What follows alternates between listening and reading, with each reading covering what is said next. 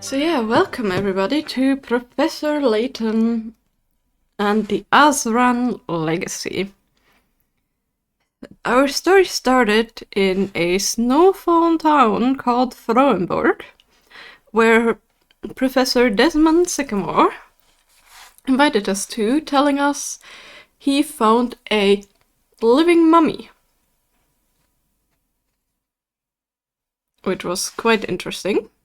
So yeah, we freed that living mummy. Turns out she is a messenger of the Azran, a very, very old civilization that has just waited for people or the people on Earth to develop far enough for them to be ready for their secrets and their wisdom.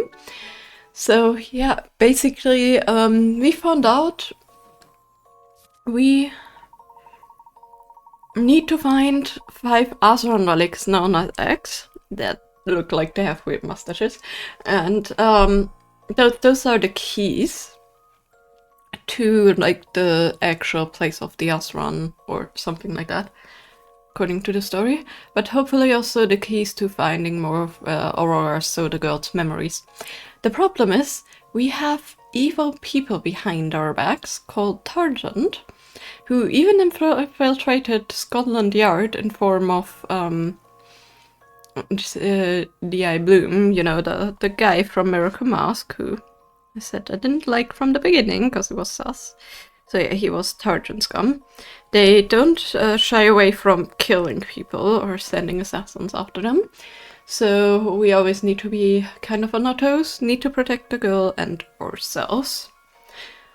But yeah, yesterday we were in London preparing for our large trip around the world.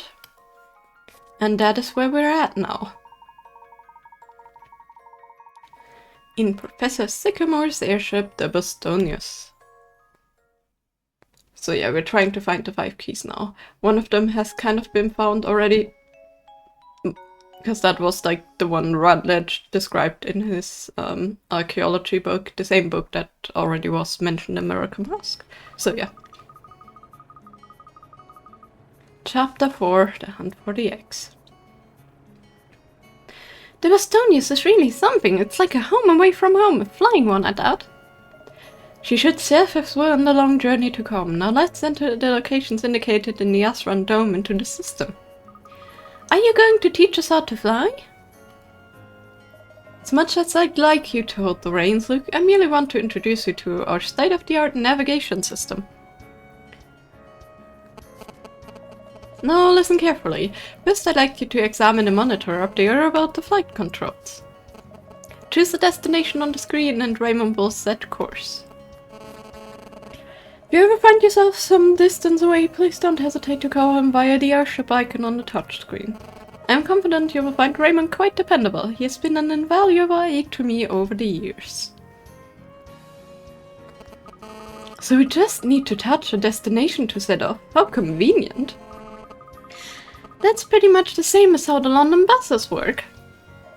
Yeah, just that you need to actually get onto the buses and then, you know, maybe change stops and things like that in an annoying way. So it is still different, but yeah, kinda. So you understand then, excellent, no need for me to explain twice. Also, let's see if we have any riddles we missed.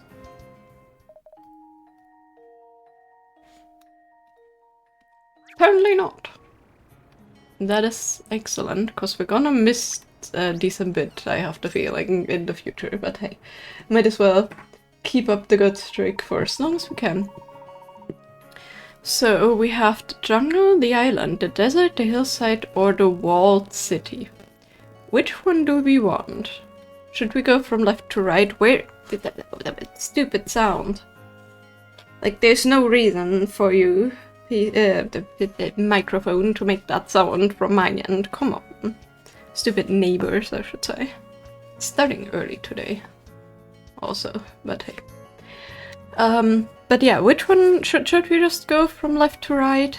Right to left? We could also go island, hillside, jungle, desert, walled city.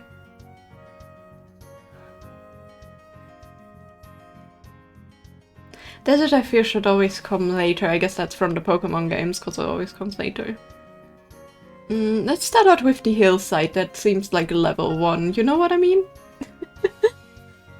Let's start with the hillside. Hillside is mostly level 1.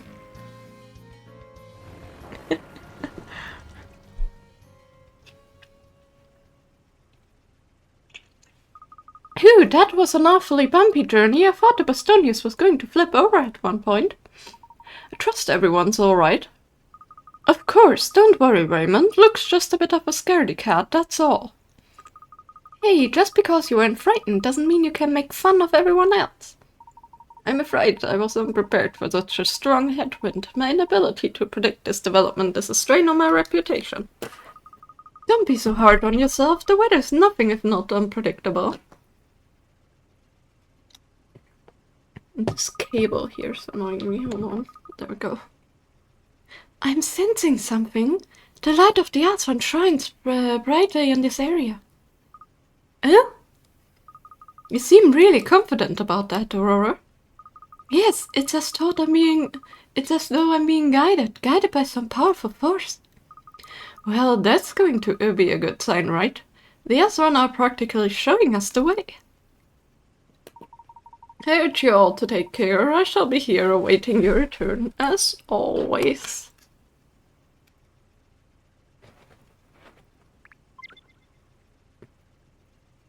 Okay, so it's a city with like a lot of windmills. That also has a lot of ravines, it seems.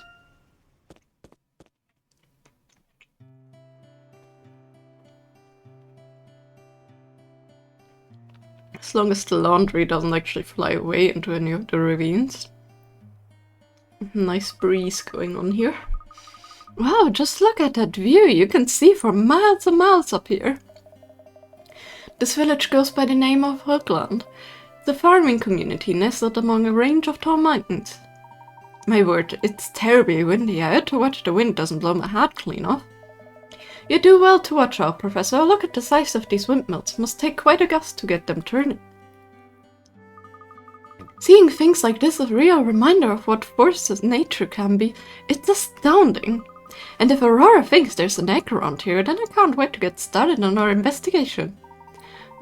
I'm sure there will be plenty of opportunity for you to hone your talent as a photographer too, Emmy. Definitely, my shutter's going to get a real workout. In fact, perhaps that friendly-looking gentleman over there will agree to pose for a couple shots. That doesn't look like a happy, carefree life. Look at the eyes. It looks like this cow has seen things.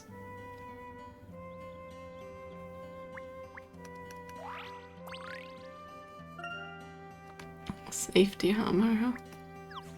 Hey, I wanted to click on the stone, not on back. Bugs and worms. Yes, that's how I like my stones. There we go. Cannot reach that one, likely that one. Maybe the bell? Okay, let's talk to that gentleman. But yeah, I promise that cow has seen some stuff. Oh, travelers, are we? You did well to find us all the way out here. Excuse me, sir, would you mind having a photograph taken? A photograph of me? Right you are, young lady. Suppose I better strike a pose for you then, huh? Oh, nice, that's a great photo. Right, one more. Ha! Alright, that's enough now. You don't want to be wasting your camera film on me. Not with the wedding ceremony about to start. A wedding? How wonderful! And it's the perfect day for it, too. A pretty young lady like you would make a fine bride yourself, you know? If you say so. I do. Now, you better hurry if you want to catch a glimpse of the bride. See you around, eh? Can we check it out, Professor? I'd like to see what Hookland's wedding's like. Don't forget why we're here, Emmy, though I confess I'm rather curious myself. Don't worry, Professor, I plan to multitask. We'll be leaving you with a stack of wedding photos and the Azran egg. I certainly hope so, Emmy. Now let's continue into the village, shall we? A wedding, huh? That sandwich is swaying precariously. What a fresh breeze. Hmm? What's wrong, Professor? Brace yourselves, everyone.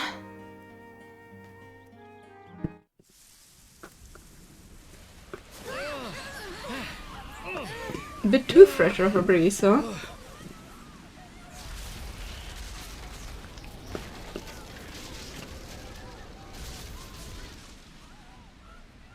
Good grief.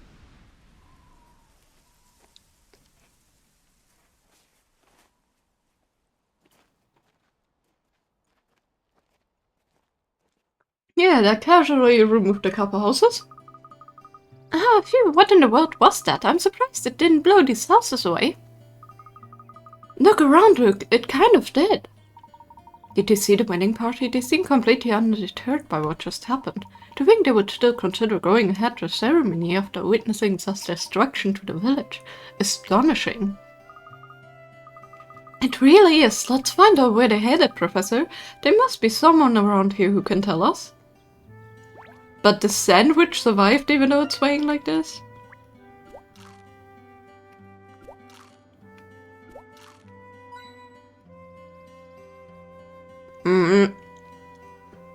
We casually just ate that whole sandwich, or half. Is it ham or is it bread? That's a question.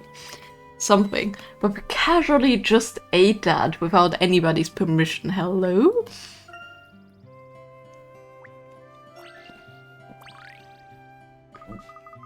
Excuse me, the bride who was just over there, do you know where she was going? Bride? You mean Romella? Do you, I suppose so. I was hoping to take some photographs of the ceremony, you see. Oh, so you want to take a photograph of Marilla, but not one of me, eh? This puzzle will teach you to be so rude. It seems like they all want their photos taken. Counting sheep. Oh gosh, I'm already tired. Why do I have to do that? This farmer has a flock of around 400 sheep. Keen to find out the exact number, he started counting. He counted them in batches, hoping to save time, but lost track at the end anyway. All he remembers is that when he counted them 3 at a time, he had 1 left over. When he counted them 4 at a time, he had 2 left over. 5 at a time, he had 4 left over, and when he counted them 7 at a time, he had 2 left over.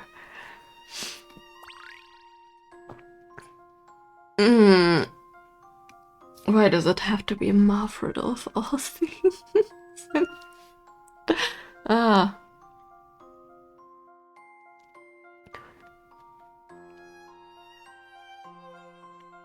3 at a time. 3x plus 1.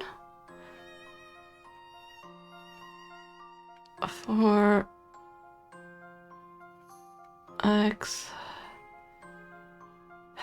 plus 2. 5x plus 5. No, 4. And you counted them.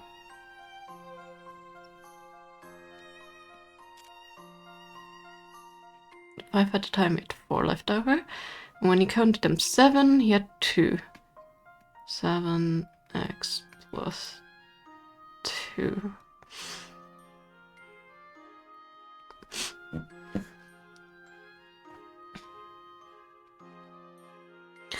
Okay, we know around 400. So 400. The highest is technically 7. Let's start with 7. Anytime 7 fits into 400, the closest number of that plus minus 2, and then we can go from there. 70, 140.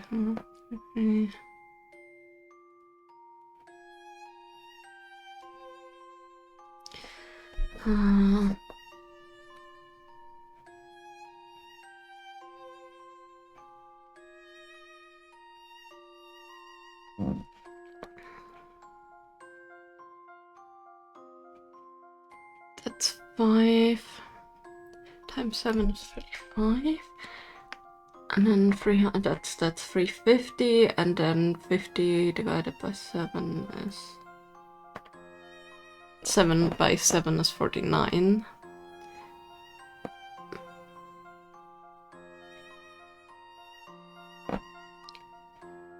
So technically 57 times 7. But that's not the important thing. The important thing is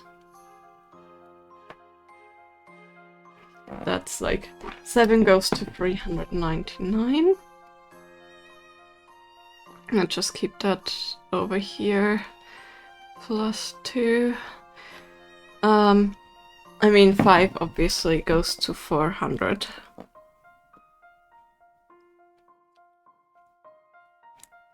But then plus 4, so it must be less than that.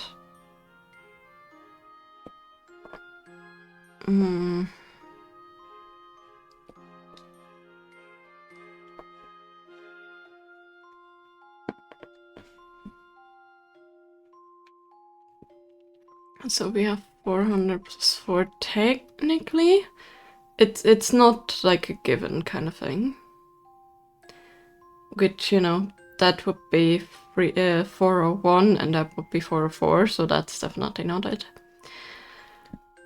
I mean, divided by 4, you know, 400 is 100. So that's also 402. That also doesn't work. So it must be lower likely. And then plus 1 is 349.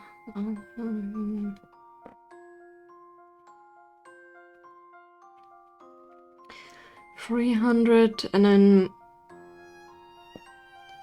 yeah, I mean that's an odd number anyway, so 399 again is like 100 times 133 is like, so 399 again with this, plus 1 is 400. So it's not 400, it's below that. No, not 4. I meant to click this. We could go in the lowest numbers. We don't have to go to 400. We can do it for 40 technically. So I think at least we need to be careful, of course, with the end numbers, but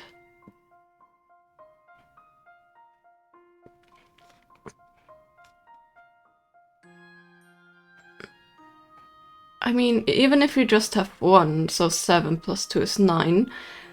5 plus 4 is 9. But then 4 plus 2 is 6. And then 3 plus 1 is 4. Which we need to find a common x for all of these, so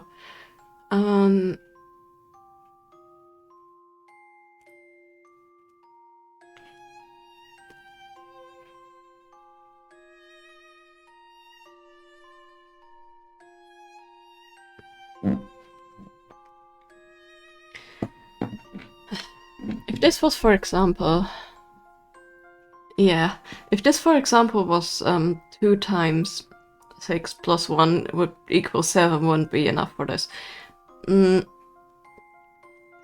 So we need to have like all of them on an equal... Oh, what is the like one equal number between these? That's a question, but it also cannot be an equal between these. So, for example, 2 times 7 is 14. Is or like if you go into let's go into the 40s. So 7 times 7 is 49. We already know that that doesn't work. So how about 7 times 6, aka 42, plus 2 is 44. And then, oops, I have to pick one. And then we have closest is 40, which we can reach. 42, 32. Oh my goodness. 32, not 42. Because it's 39 minus 7 is 32. Yeah. My dumb brain here. So the closest is 30, which, you know, is 5 times x plus 4 is 30 plus 4.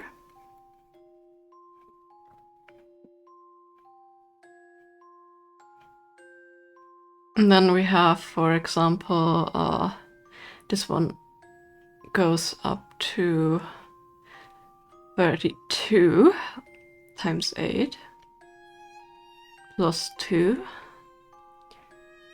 And then this one goes to 33 plus 1. So the equal denominator for, what the heck, it would be 44, for example. Would be 440. Technically plus 44, so 484? You know what I mean? Like times 10 and then plus the 44 is like 484? Let's try. 484? That can't be. No, not 484. Hold on. Something with 44 as a common denominator. Let's try some multiplying. Hold on.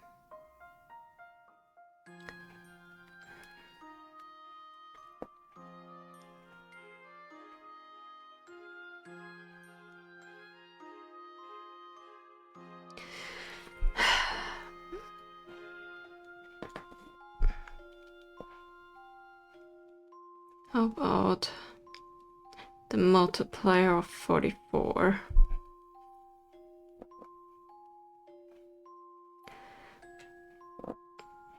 Would 396 work? That would be like the closest we get to 400 when we multiply 44.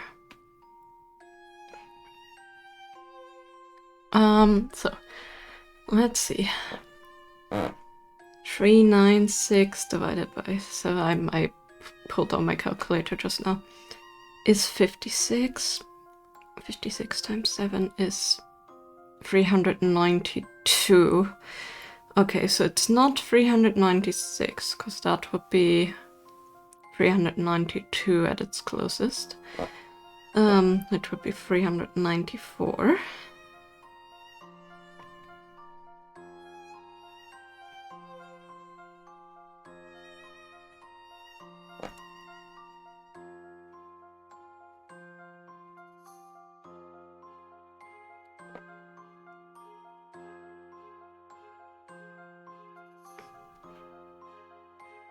Maybe it's 394 now that I think about it. Not 396, 394. That's the closest we can get with that.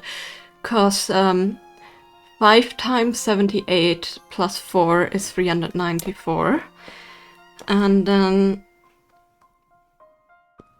divided by 4 is 98.5. So 98 times 4 is 392. Plus 2 is 394. And then 394 divided by 3 is 131. Divided by times 3, not divided, times 3 is 193. So it's 194. 394, not 100. If it would recognize my 9. Should go up. I just tried to close this -1 there. So yeah, it's not quite multiplied by 40, but oh my goodness, I just realized I did a mistake. It's not times 44, it's times 42. And that would make, yeah, cause it is plus the extra 2. So every time I multiplied by 44, I added an extra 2 each time I multiplied by, instead of just the 1 plus 2 in the end. Yeah, okay, never mind then. Should have gone with 42. And then that would have made sense. So yeah, it makes sense that I have And then 2 extra for the... to bring it to 396 in the end. Yeah, okay, 6 more and you have exactly 400. Okay, I got it. My brain just didn't master that well, but hey, I get where I laid wrong. Because the thing it was like,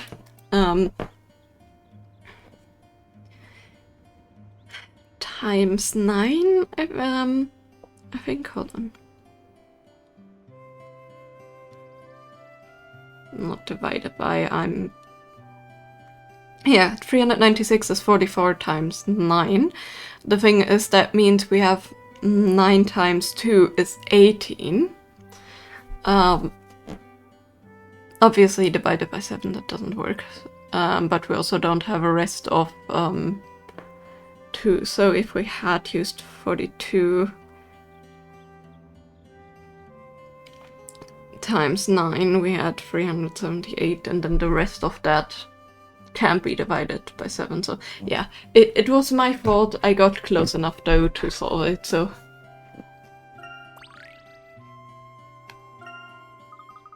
There, we solved your puzzle. Now will you tell us the way to the wedding ceremony place? 394.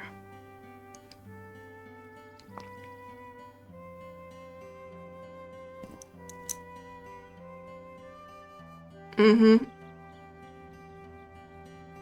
Yeah. I calculated it myself. Did it break my brain? Yes, but I'm glad I managed. Okay, yeah, where's the wedding ceremony? The wedding's happening at the chapel at the hill. That's where Romilda headed. I see. Well, thanks for your help. I'll come back and take some photos around here just as soon as the wedding's over. It really is a lovely village. Well, if you like it so much, why don't you get married like Romilda, eh? Then you'd be part of the village forever and ever. If a nice-looking lady like you got hitched here, it would definitely make the village a happier place to be. Well, thank you, I suppose. You're welcome, lady. Bye-bye. Bah. So the bride's going to the chapel. Is everything all right, Professor Sycamore? Oh yes, I was just wondering where the groom was, that's all. Well, he's probably waiting for her there. That's what usually happens, isn't it? Good question. Is it? Look, that must be the chapel up there. Let's go and see for ourselves. Shall we?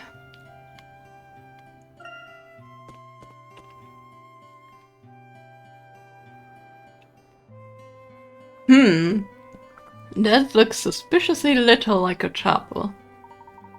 Well, it appears we made it in time for the wedding ceremony. Something's not right though. There seems to be a bit of a kerfuffle going on. Sage Shepherd, wait, hear me speak, but once more, this nightmare tortures me, consumes my soul. Why must you push it through the chapel door? Why must Romilda face such misery? I beg, Sage Shepherd, close the chapel door. My fair Romilda merits not this fate.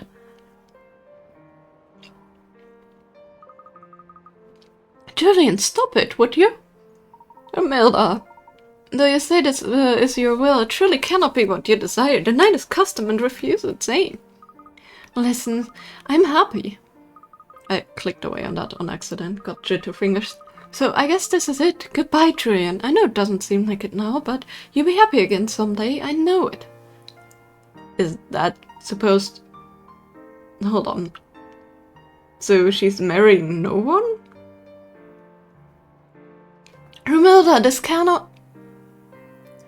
Today we witness the union of Romilda and the mighty Dragon Lord, a union that will bless our village with fair winds. Come, fair winds, bring your blessed breeze to bear upon our village. It's time to seal this union. Close the chapel door.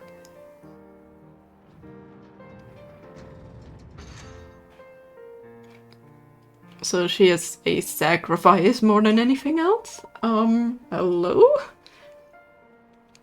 That is, not okay. Sage Shepherd, please, undo what you have done. The wedding ceremony is concluded. Mull and cry all you like, dear boy, but know that nothing will change. Romilda is now the Dragon Lord's wife. Romilda! Dear sweet Romilda! Oh, the youth of today. Looks as though the wedding ceremony has finished. It is a shame you couldn't take any wedding photographs after following the bride all the way here. What we just saw was not a wedding, Aurora. Oh? No, something is very wrong here. We should talk to the man in the blue gown and find out what's going on. Yeah, that was a sacrifice, not a freaking wedding. What the heck?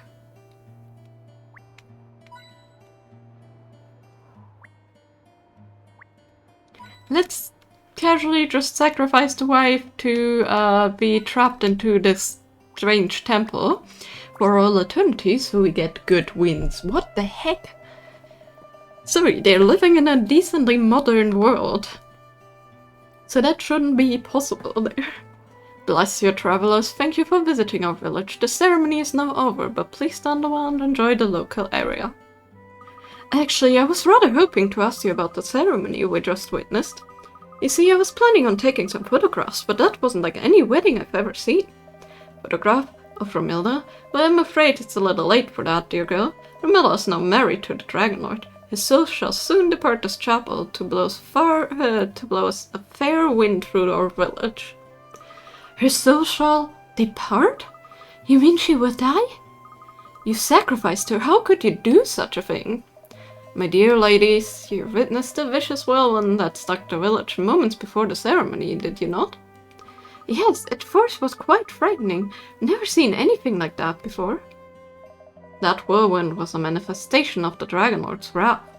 It's to appease this wrath that we present the Dragon Lord with a bride from the village. It's a bride's duty to relinquish her human form and become a gentle breeze, blessing our village for so long as it may last. So she is going to die. This is unacceptable. Open the door right now. Absolutely not. The ceremony has been held on this village since time immemorial.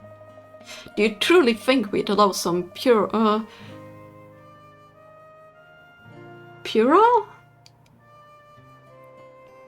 I want to know what that means.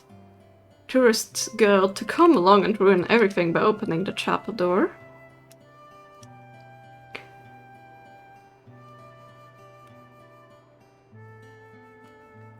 I have an idea what it means, I'm not sure. Okay, yeah. Childish. Yeah.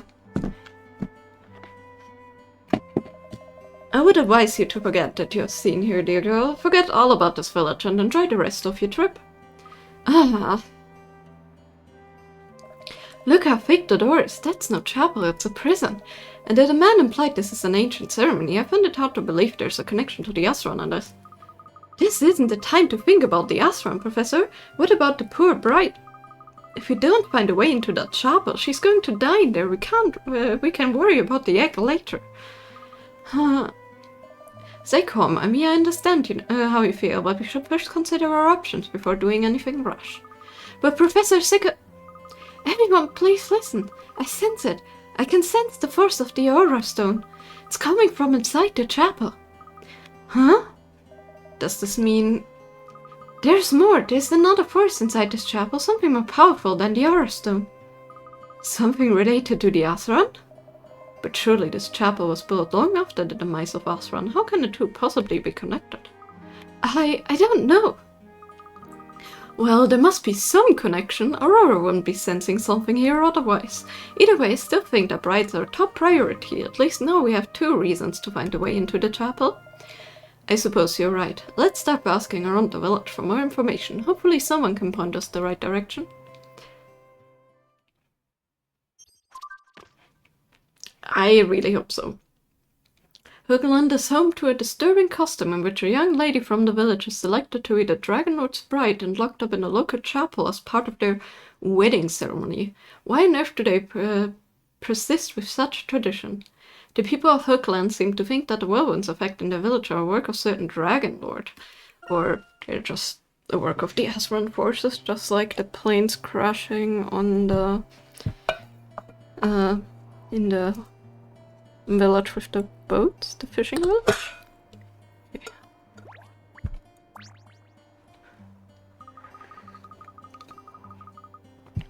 Ah, now the wedding's over. You're gonna take my photograph, right? Romilda's being sacrificed and all you care about is having your photo taken? Unbelievable. So you're saying you're not going to take one? You meanie. Look, the only one who can do anything about Romilda is Romilda herself, and she's married to the Dragon Lord now. Huh. The Dragon Lord does exist, you know?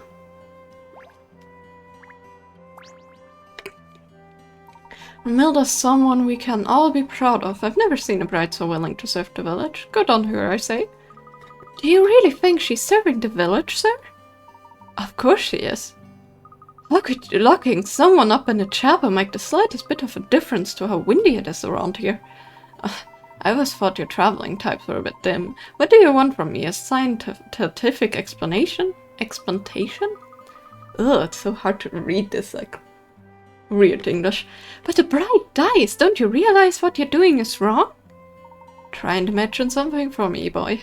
Imagine living in a place where only fair winds bring happiness, and where wrathful winds can destroy everything in a flash. But this is a milling village. We need the wind to survive. The Dragon Lord provides us with that wind, so we must appease him. We know how precious life is. We know that better than anyone, alright? That's why we offer life to the Dragon Lord, the most precious thing we can offer. That's no kind of reason at all. You're just murderers. You know what, young lady, if you don't like it, maybe you should just get out of our village. Leave us here with Romilda's blessed breeze, filling our lungs, bringing us happiness. In and out. Sacrificing people to try and make life better for the village. Do people really take superstitions this far, I mean? All I know is that happiness should never come at the expense of someone else's life. Anyone who believes otherwise is just deluding themselves. Yeah, for the greater good. That's it.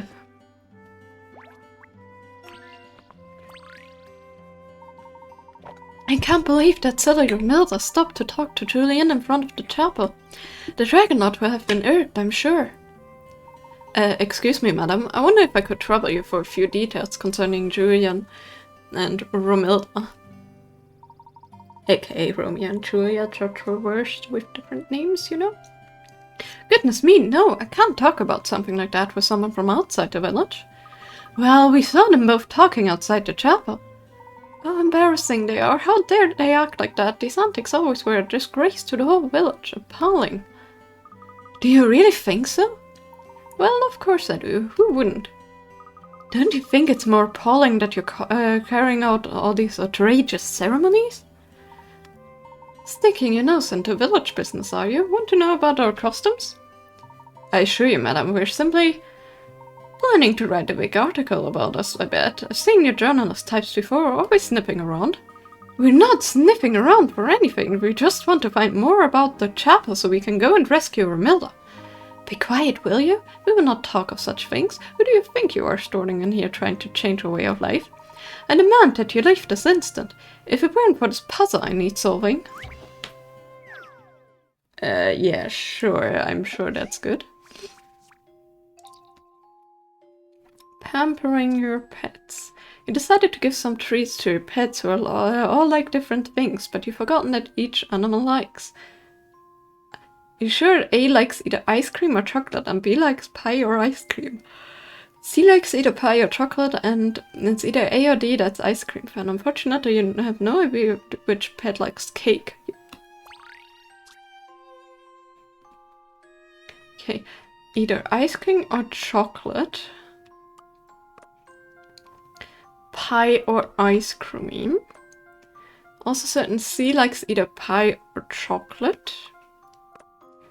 A or D, that's the ice cream fan. Okay, it's A or D, the ice cream fan. Which means B likes pie or ice cream, which means B likes pie. Either pie or chocolate, which means C likes chocolate. The thing is, A likes either ice cream or chocolate, which means D likes cake. I don't know if it's that simple. I might miss something. Okay, apparently it is that simple. That was a doddle. Pets, huh?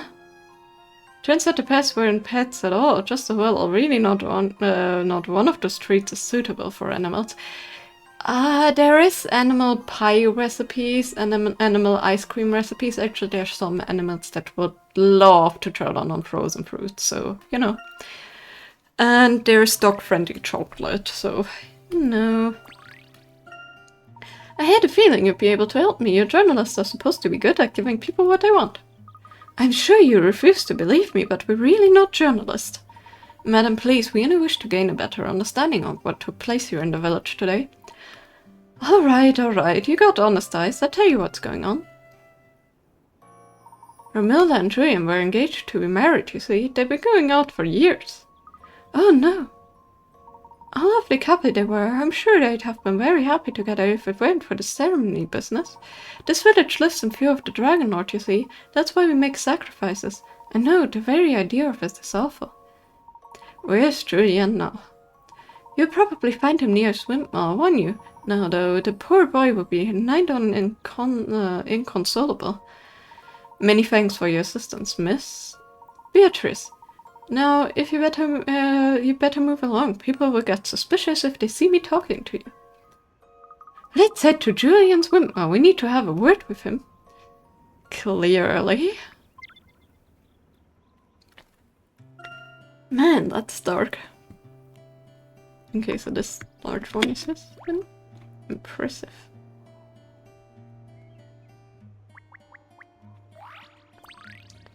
Tremendous trumpet in a bird's nest, sure.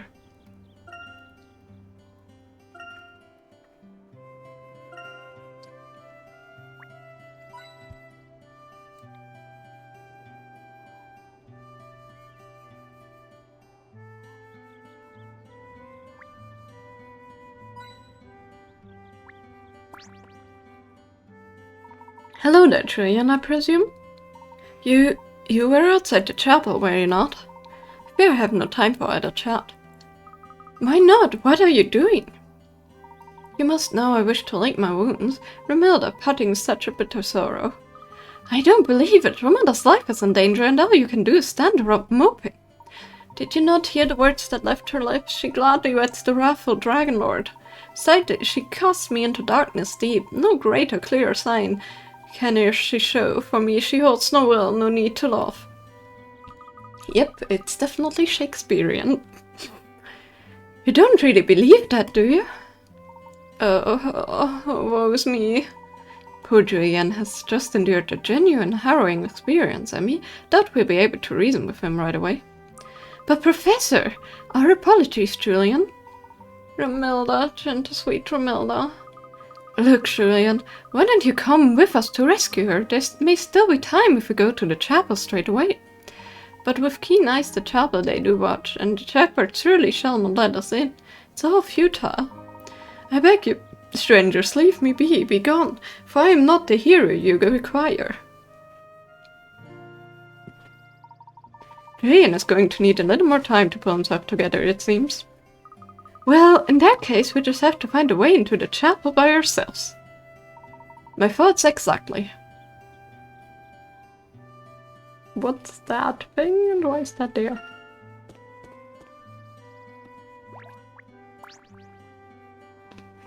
Oh, you're still here, I see, young lady. You know, if you like the village so much, you could always get married here. To be frank, I find your village utterly disgusting. Oh, looks like it's true what they say about big city girls, rude, spoiled, and empty-headed. Huh. People around here grow up tough, see. It's not just the wind, there's all geologically subsidence too. Hold on, geological subsidence? Do you mean to say the whirlwinds are not the only natural disaster you have to contend with here? Oh, pretty sharp, aren't you? Top hat? Yes, the sand is full of holes. There have been lots of accidents over the years. The base of the hill where the chapel stands now is especially bad. You have to fill in hole after hole to build a house around here. The hill where the chapel stands?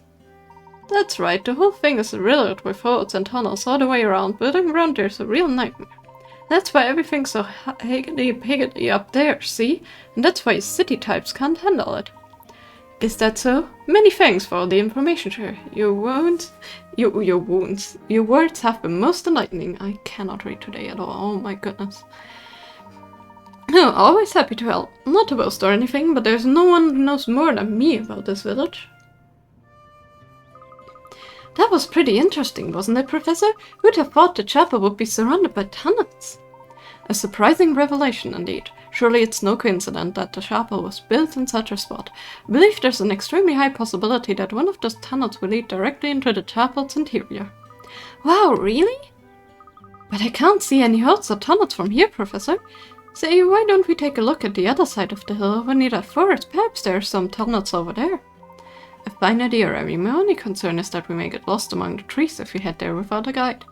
I bet Julian knows his way through the forest, but he's probably still too upset to help us at the moment. You may be right, Luke. Let's continue our investigation. Perhaps we will discover something that will motivate him to help us.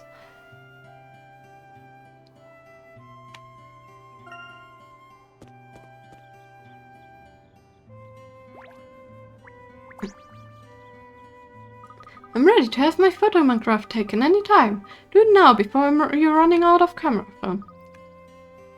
I mean, Ramilla's turned into wind, so you can't take any photographs of her. It's got to be my turn now, eh?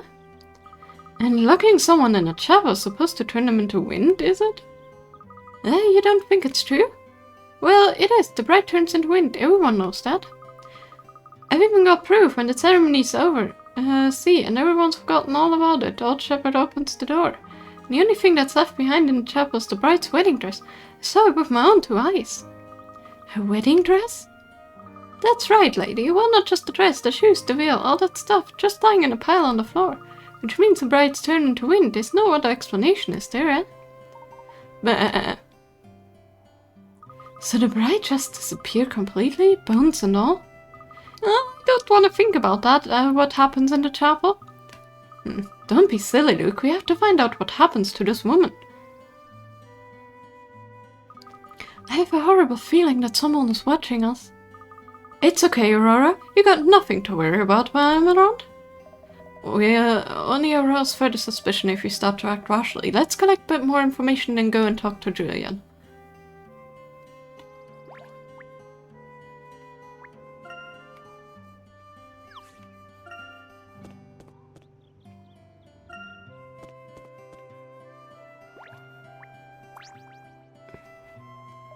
You appear rather downhearted, Sage Shepherd. To save the Dragonlord is my calling, but when my work is done, I'm but human. I weep just like any other. Don't expect us to feel sympathy for you. Still, it's not easy to see a man so racked with guilt. Almighty Dragonlord, grant me your assistance. These strangers have come to torment my soul. You're the tormentor around here, locking away all the so-called brides. I've locked no one away. Each of the Dragonlord's brides has entered the chapel willingly, with joy in their heart. Joy? I must admit I found that hard to believe. This is ridiculous. There's no way all those women entered willingly. What about Romilda? I saw her going in the chapel and she didn't look the least bit joyful. But did she seem afraid? I assure you she was not. She proceeded of her own volition. Hers was a sacrifice we can all admire. I do understand your point of view, believe me. Even I sometimes wish to put an end to this tradition. The man appears to be rather conflicted in his own particular way. Conflicted or not, his beliefs and actions make him a dangerous man. We cannot allow him to cause any more harm. She must have known she was going to die. She must have been afraid, and yet she kept all that emotion buried. It's terrible. I wonder, what if the bride truly aren't afraid of going into the chapel? What do you mean, Professor? I think I understand what you're getting at. We may have been laboring under a significant misapprehension. Indeed, though we cannot be certain yet, of course. Oh dear, I don't understand this. This village, their traditions. I just don't understand what's happening here. I know what you mean. Everything we've seen and heard so far has been very troubling. Indeed, a number of unsettling incidents have taken place here. There may yet be an unexpected explanation, however. Oh? What kind of explanation, Professor? All I can say is that we should not sink into despondency just yet. Certainly not before we have a word with his fine lady, at least. Fine lady? Professor, do you mean? Ah, there you are. Beatrice. Shh, keep your voice down, will you? I just thought you should know I went to see her, that stubborn little minx. Her? You surely don't mean Romilda. Honestly, pipe down, will you? Of course, Romilda. Who else would I be talking about? The bride escaped from the chapel after the ceremony, don't they, madam? What? How do you know that? Well, as soon as I heard that the bride's clothes were left behind, I started to wonder. But perhaps someone would be waiting with champagne or clothes. Yeah, with a change of clothes for the brides, allowing them to escape. Oh, it's you, isn't it, Beatrice? You're the one who helps them. Women here have been doing it for generations. It's a perfect way to leave the village. The men have no idea. So Romilda escaped as well, has she? Shh, I told you to keep your voice down. Actually, I'm having a little trouble with that at the moment. She's stubborn, you see, stubborn and stupid. She must really believe she's claiming the Dragon's wrath up there in the chapel. What? Surely not. You think that seeing me wander in there would change things? I know she's more determined and stubborn than ever. Really didn't know what's going into her. None of the girls caused a fuss like this back in the day. Look, Beatrice, will you tell Starut to look into the chapel? What's the point if she won't listen to me? I doubt she's going to listen to some fancy-pants strangers. In that case, we shall require some assistance from Julien. Julien? Why him? He loves Romilda with all his heart. If there is anyone she would listen to, it would be him. I suppose you're right. It does feel a bit strange to think of a man using the secret forest path to the chapel, but it's the right thing to do. Now listen carefully, because you need to follow these steps exactly. Pick 2 mushrooms, then 1 strawberry. Repeat until you reach the other side, and don't walk down any path twice. Every girl in the village knows the steps off by heart. Follow them to the letter, or you'll never find the entrance tunnel. Thanks, Beatrice. Got to dash. You shouldn't hang around here too long either. People will start to talk. Let's go and see Julian. Hopefully we persuade him to help us.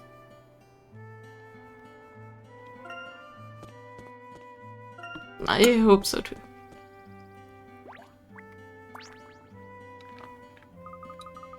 Julian, you got to help us rescue Romilda. Come on! You're here again? Father made it clear that all such efforts will accomplish naught. We have new information. There's a tunnel that will lead us straight into the chapel. Its entrance is on the other side of the forest. This is your chance, Julian. You can save your beloved Romilda. What? Fair Romilda? Yes, beloved Romilda, rescue you I will. Not so loud. You don't want the whole village to know what we're up to, do you? No, fair maid, that's not what I want. Let us pass word within the windmill here. Less cruel winds carrying them to prying ears. Well, he certainly seems to have a spring in his step again. Indeed, and long may it continue. These times are fleeting, does naught but escape. Pray come inside with haste so we may speak. Very well, in we go.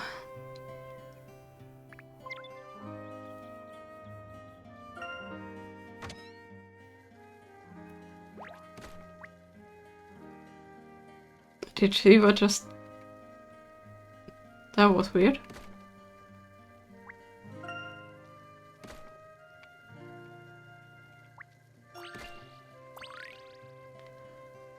Oh, so Julian has been hiding puzzles here, has he?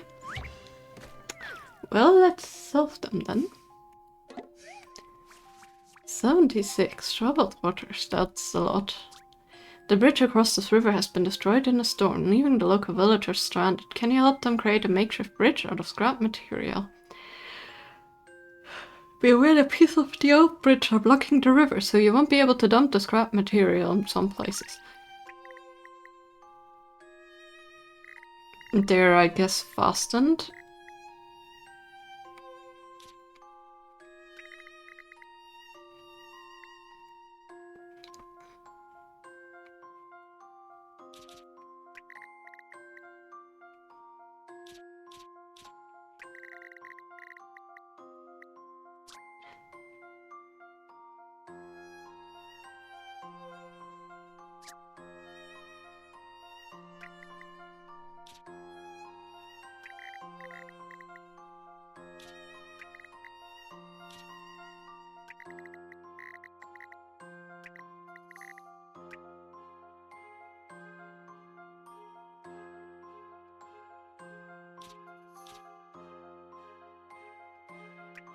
Okay, I'm a bit stumped right here, because I'm not too sure what they want from us.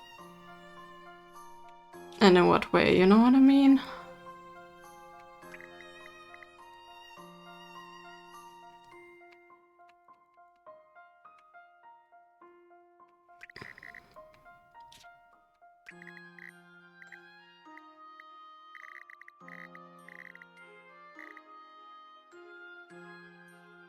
Like, do we have to fit all parts perfectly, or what is what they want?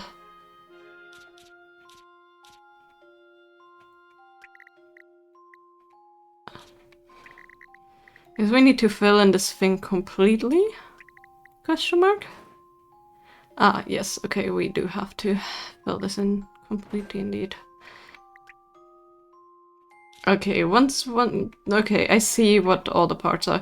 The confusion was because I thought that parts of the side here were like parts that were already there, but I guess they just fill the river with trash instead of building an actual bridge.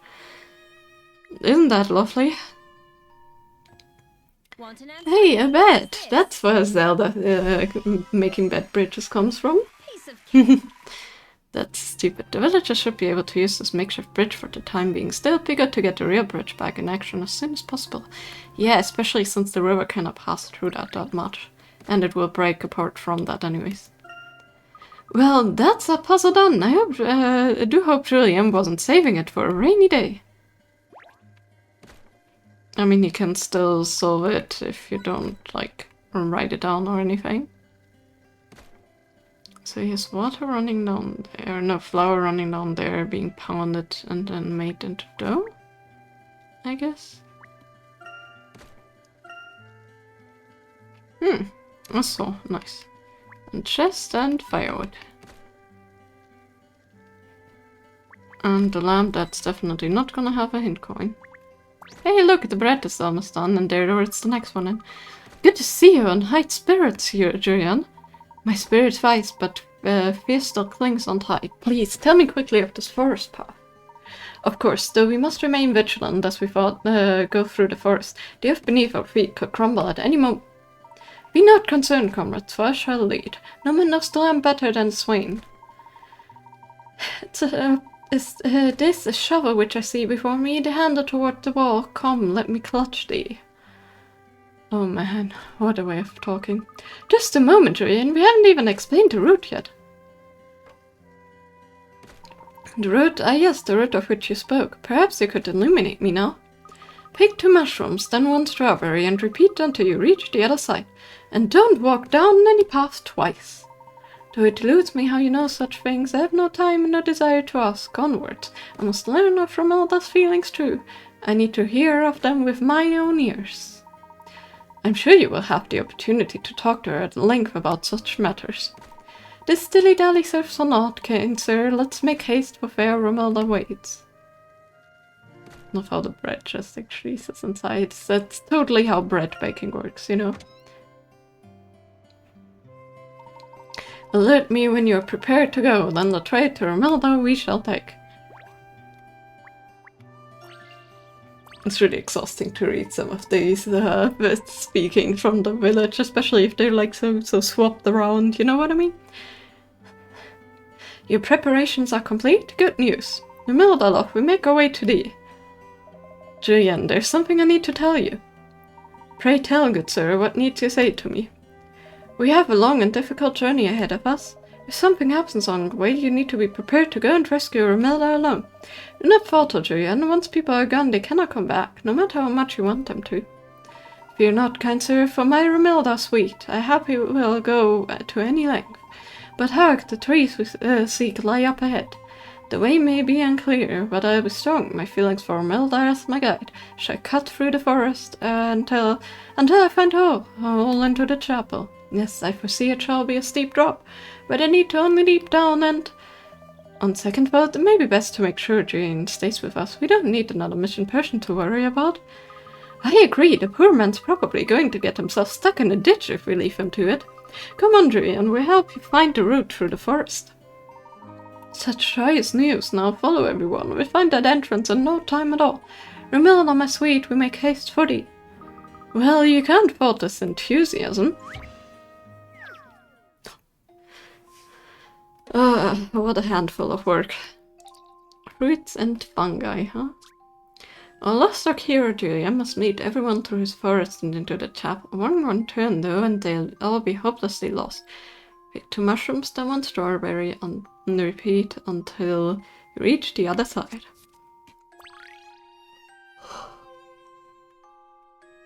So in turn... Mushroom, mushroom, strawberry, mushroom... That would leave that one. Mushroom, mushroom, strawberries. The only one we can take it though.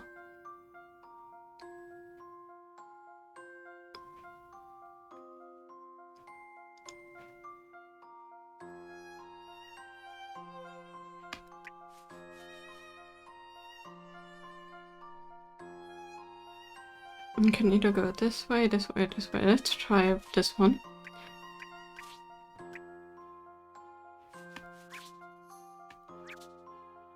That doesn't work.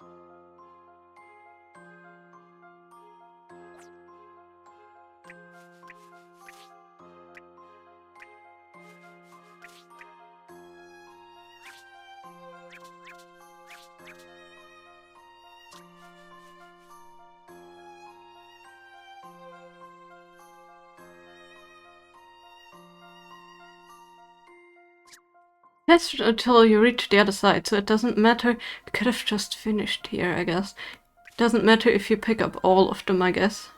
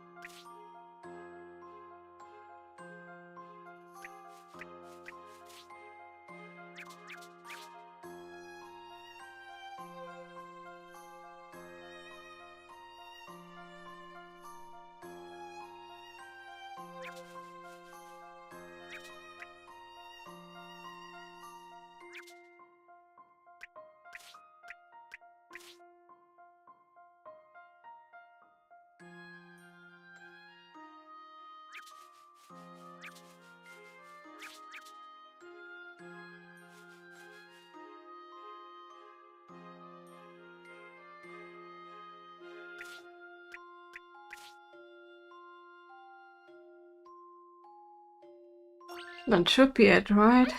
I just was too stupid to see that I can go right. Yep, I was too stupid to see I can go right. Okay, well, I got it. We made it!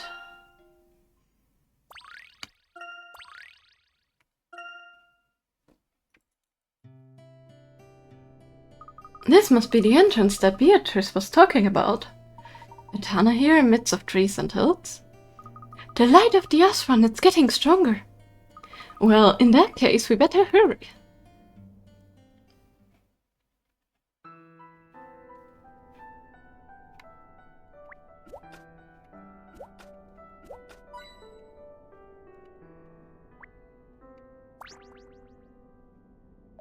What in the world?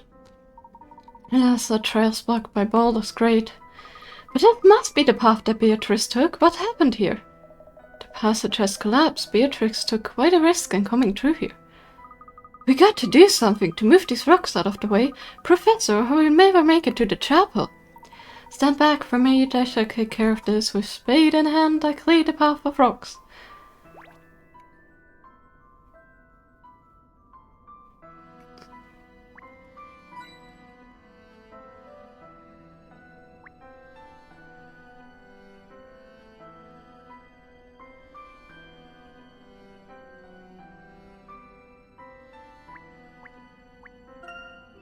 Oh, that was close. Nearly fell flat on my face. Huh.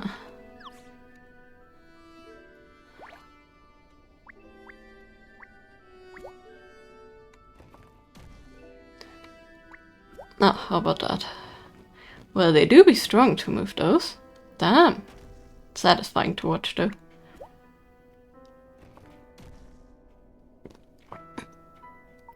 Moving boulders not no easy task. Sniff, sniff. That sound! Is that... I'm sorry, Julian.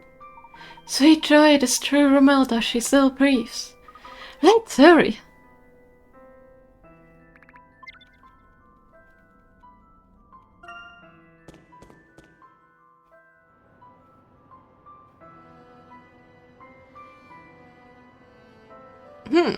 That looks like a riddle if I've ever seen one. This is indeed Azran construction, there's no doubt about it. Who'd have thought there'd be something like this hidden and all the way down there? Here. Romilda, where are you, Romilda?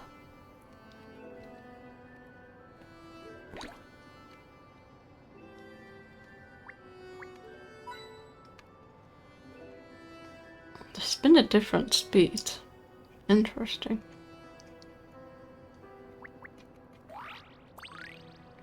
Quickest hourglass, interesting. The one with a very thick middle part, so it just falls right through.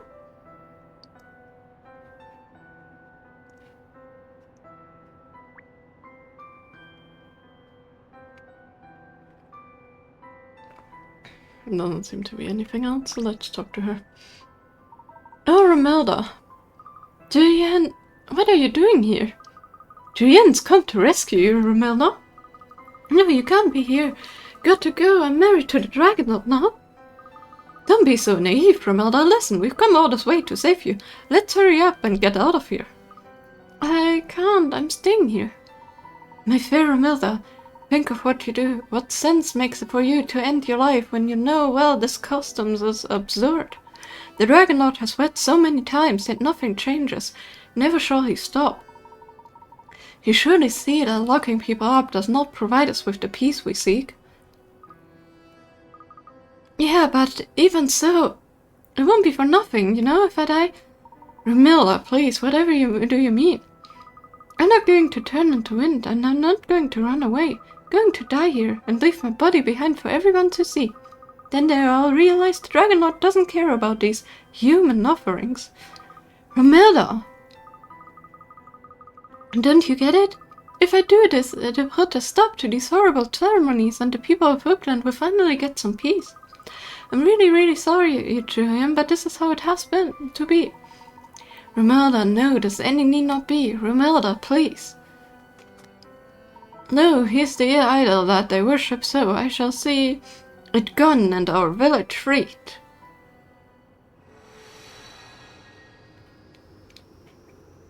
What?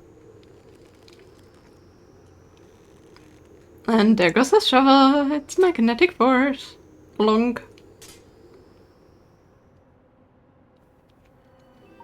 What in the world? The purpose of that symbol is to drive away those who would harm the Azran. Let those who would attempt to interfere with their workings know that all their efforts will have no effect. And it shows them by pulling their weapons right out of their hands. Wow. It all makes sense now. This altar, these ruins. What's going on? What are you doing to the Dragon Lord? Romilda, we are about to put an end to the Dragon Lord's wrath, once and for all. You what? Romilda, put your faith in them, my dear. They brought me to this place and wish to help. If we want peace, we must believe in them. If not for these good people at my side, we'd not be standing here together now. And never would I have another chance to tell you how I feel. Oh, Julian! That altar holds the key to solve the mystery of the Dragon Lord. Let's solve it, shall we? It's gonna be an Azran riddle, right? You noticed as well, haven't you? This Dragon Lord altar is... It's an Azran device designed to manipulate the wind currents in the area. Yes, I noticed. The way it's set now, though, it seems to be creating a countercurrent that flows directly against the main one. That must be the cause of all the whirlwinds here. The harmony here, it has been disrupted. I wonder if someone was interfered with the control panel. I doubt the Azran intended to leave it like this. Then we should do something to fix it. The cylinder should all be erased so that the light can shine through. I see. Well, Professor, shall we take a look at this control panel then? Let's do that and solve the riddle of these winds.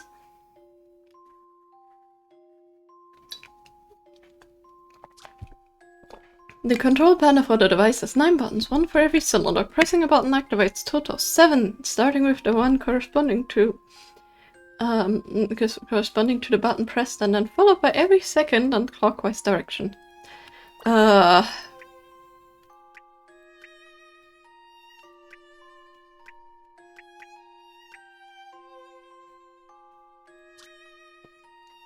9 cylinders by pressing a single button. Okay, so pressing a button activates a total of 7 cylinders, starting with 1 corresponding to the button pressed and then followed by every second in a clockwise direction.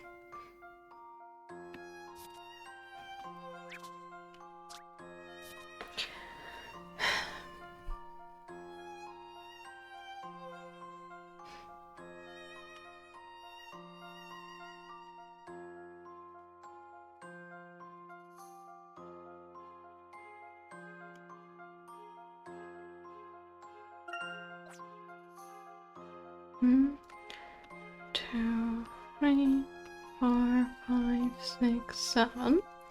That won't work.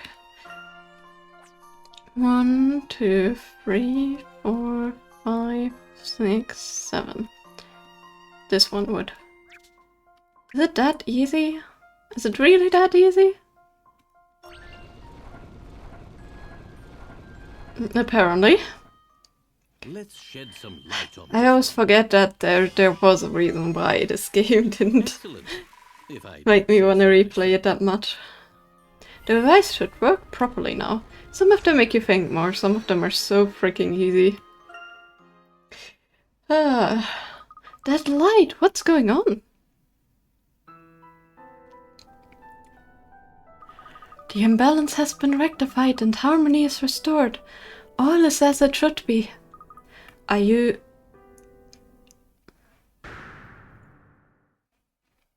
Nom. We got an egg. Everything is in its rightful place. That girl, she's the Dragonaut's messenger or something. Has that which we've accomplished here brought peace? Shall Hogland now be blessed by tranquil winds? Indeed, I believe that shall put an end to the wrath of the Dragon Lord. Now how about we return to the surface?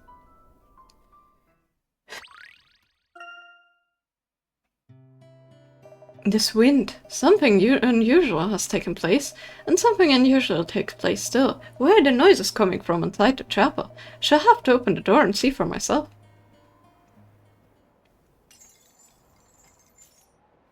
Thank you. I mean, we could also take the tunnel out, but, you know, where's the fun in that? Where we can just straight right out the door and be like, hello there. You, what on earth are you doing inside the chapel?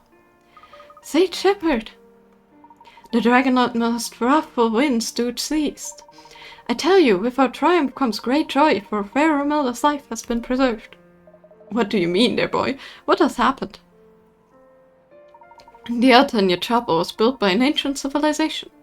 Something caused it to become imbalanced, which in turn caused the harsh winds to have come you have come to know in the village. Fortunately, we were able to fix the issue. Only fair winds will blow through your village from now on. What? But how? Everything has been restored to how it should be. This fair wind is yours to enjoy. Allow it to heal you. Allow it to spread the seeds of a better future. Are you... Oh my, you're a disciple of the Dragon Lord, are you not? What have I been doing all this time? I refuse to listen to you. I spent my life defending this village customs. Goodness knows how many brides I've sacrificed. Well, we wouldn't have been able to resolve the imbalance if Romilda hadn't gone through with the ceremony. In a way, your final sacrifice did eventually bring peace to the village. Oh, I see. And we're not gonna tell them that the others just escaped the village and are totally fine, because that's their thing to tell if they ever want to come back. The wounds that devastated Hookland were caused by an imbalance in the Azran technology found within the chapel. Restoring the balance has brought an end to the destructive winds and to the wedding ceremony that appeased the non-existent Dragon Lord.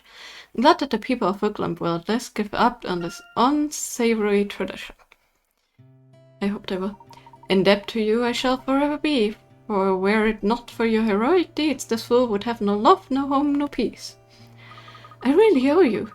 You saved my life. If it wasn't for you, well, I don't even want to think about it.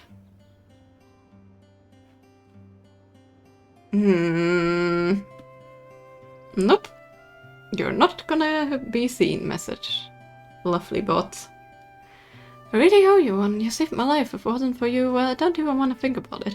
Also, I like her dress, kinda cute. But listen, you wouldn't tell anybody about how Beatrice has been helping the brides, will you? Wouldn't be fair on her or all the other brides she saved. Fear not, Romilda. It shall be our secret. Thought so. I'm so glad we were able to get them back together. They look so happy. And we got hold of the egg too. Talk about two birds with one stone. Oh, indeed, Luke. Now let's return to the Postonias. And we totally have so many missed riddles, I bet. You riddle? No. Romilda's back, I'm so happy. She's not married to the Dragon Lord. That means I've got a chance. Bots, yes. But bot that was actually blocked by the thing that should block bots, so, you know. For once it worked. Bah.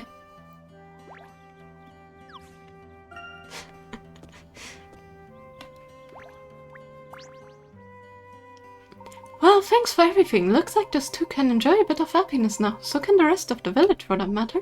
Now we don't have the silly ceremonies to worry about. Life should be much easier around here. In fact, I don't know what I'm going to do with all my free time. Maybe I'll help Sage Shepherd find a wife. Okay, you wanna marry him? You added a blacklist term. That might be why it got caught. Ah, nice. Okay.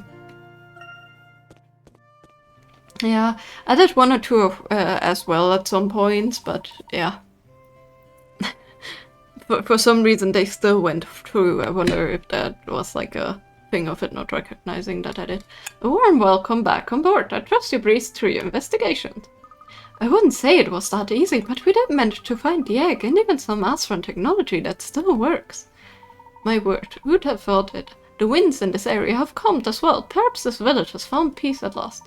Simply let me know whenever you are ready to proceed to your next destination. Professor Layton, Emmy, there's some things about the Azran era have returned to me. Ah, your memories are coming back? Yes, some. I can see a windy valley, and there are thousands of bird-like machines all gliding on the breeze. Sounds as though the Azran had some aircraft on their own. Yes, I think they are kind of aircraft. They carry people and other things, and they keep flying, never stopping to land. It's hard to imagine what sort of things the Azran must have had. They didn't have any windmills like the ones we've seen in Hookland, though. This windmills are an example of the creativity of your civilization, seeing that made me real happy. That's good to hear, Aurora. Alright, I'd like to suggest we take this opportunity to depart. I believe we had all quite enough of Hookland's winds for now. I totally can read. I'm totally fine, it's okay.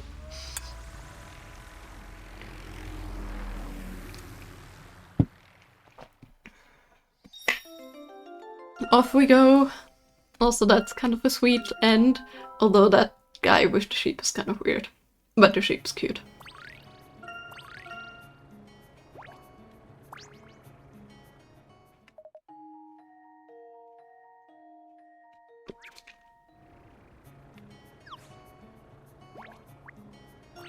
Okay. Professor, how are you finding the Bostonius? Is the decor to your taste? Very much so, Professor. Everything is splendid, from the elaborate yet cozy design of the interior to the first-rate pilot. Imagine that even the most luxurious airlines would struggle to offer this level of hospitality. Hardly deserving of such praise, Professor. Surely there must be at least one or two flaws you could pick out. I hate to disappoint, but with the excitement of a worldwide expedition, it is difficult to focus on any negative aspects. True, there's a great deal of excitement to be had, but it's not all smooth sailing, you know? We had our fair shares of troubles while traveling the skies, few technical hitches and a few scrapes with disaster. Enter it all. Fuel's errand. Okay, yeah, I don't even need to read that. I think I know exactly what to do here. I'm not too sure if I'm smart enough though, especially not right now. Does that make most sense? Maybe this here somewhere.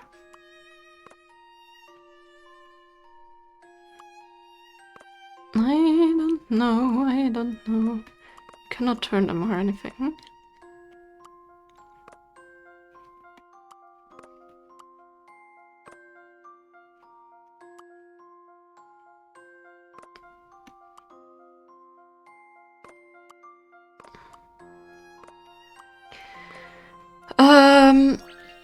Apparently me just trying was enough. What can I say? I'm brilliant. Nah, that was just pure luck there. You fixed it, but surely it's only a matter of time before such a complicated pipe gets broken again. Yeah, maybe just make an airship? I don't know. Was a day like any other. Raymond had the helm and the prevailing winds blew southeast, if I remember correctly. Then out of nowhere came a tremendous crash. The world shook and we were thrown unconscious. If but for a moment. Goodness. When we came to, the ground was rapidly approaching and the engines were audibly sputtered and coughed. Raymond took one look at me and then bolted to the engine room. It must have been a harrowing experience. If Raymond was otherwise occupied, who manned the controls? I did. I have very little choice in the matter. Having only piloted the ship once very briefly in perfect weather, it was daunting to say the least. My heart was pounding so hard I thought it might burst from my chest. And yet here you are, resolute as ever. You and Raymond trust each other enough to avoid sheer disaster. Ah, Raymond and I go back a long way. Of course, this wasn't the only time we suffered engine troubles, but that's another story. Or a later riddle, I presume. Let's go to the next one. So, Hookland was the start of this. It's either gonna be jungle or island next. I would say it's desert and then walled city. Jungle or island, jungle or island. Let's start with the cozy island and then the jungle and then the desert and then the walled city. I think that's like I don't know if my logic's coming through here, but that's like most of the like Nintendo games. Like orders in a way. You know what I mean? Like level 1, Windswept Hills. Level 2, some kind of cozy city. Kind of Mario-esque. According to the Azran Dome, we should find the next somewhere in this area. There's more than just an aura stone here. I can sense great power, but it feels distant somehow. This island really is tiny. What if the eggs not on land at all, but rather in the depths of the ocean? Let's not draw premature conclusions. Whatever there is to find here, our investigation must begin on land. Looks like a cozy little fishing town with a Venice-esque canal system. Canal system? Canal system, yeah, sure. Woof woof. Oh, look at this. This island is breathtaking. It's like it popped straight off of a postcard. Yes, no doubt. Emmy will be reaching for a camera at every opportunity here. The ocean goes on forever. It makes me feel small, but at the same time peaceful. Is that strange? Is this a new experience for you, Aurora? I don't recall. So yes, it may well be. You should have a go at swimming. Really, it's a lot of fun. Perhaps we ought to purchase some swimwear while we're here. I wonder if they make a top hat swimming caps. Anyway, that man over there looks like he's from around here, Professor. Let's see if he knows anything about the egg. But first... counterfeit coral. Better than picking up real-life ones, to be fair. All things considered. Wanna keep the nature alive. Let's float it there. A little... oh, come on.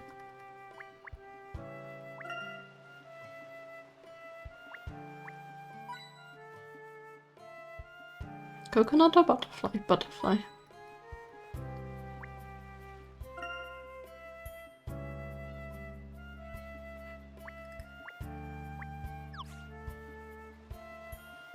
Not what I wanted to click. Okay, let's go to talk to him.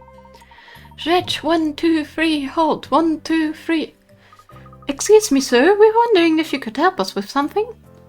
Hey, hola, Chico. Jay, we're at your service. Did I hear you say you're looking to go on an adventure of a lifetime? No, you didn't. We're looking for an egg-shaped object with engravings. You wouldn't happen to have seen one around, would you? Oh, you mean a popono? No, sure. Just head up the market. They've got what you want up there. A poponio? Great, this investigation might be over sooner than we thought. Race you to the market, Luke.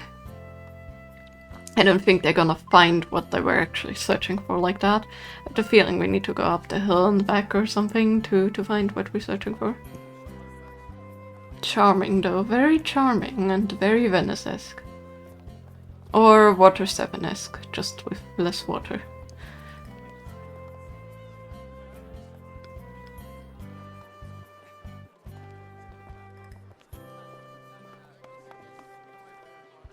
What's going on here? There's millions of them! It seems we're too quick to assume there would just be one Popono. Good luck, Poponos. Strawberry fan Poponos. Popono surprise? There are just so many. Can you tell which real one, Aurora? I'm sorry, I can sense that there's an aura stone here, but I cannot tell you the exact location. How can there be so many? It can be no coincidence that souvenirs with such striking similarities to the Azran egg found their way into the tourist industry. Curious as to the origins of the word Popono, perhaps the people here can enlighten us.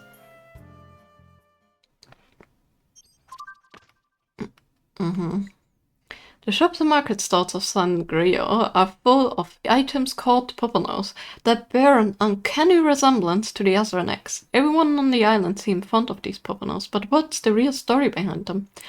All these items show a surprising degree of craftsmanship indeed. We may have trouble telling them apart from the real thing.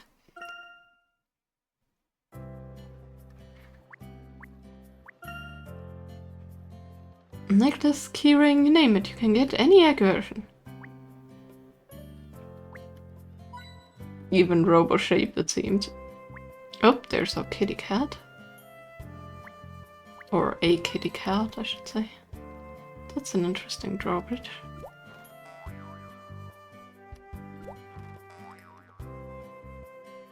dog or whatever that is. And another ink container. And the riddler.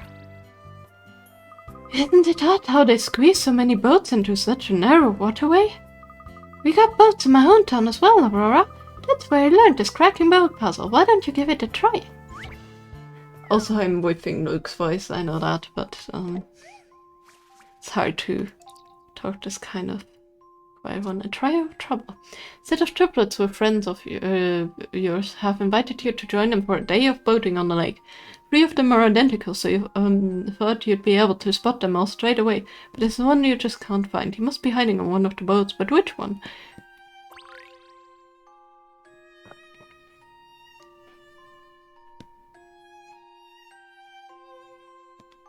I mean, she's laying there, so it can't be her. You know what I mean? Those 2 are currently hiding. She's also sitting like that, so likely not. He also, so it could be either 3 or 6, but... Oh, I see. It's 6. Can you guys spot why? It's quite easy. once you've seen it, you know.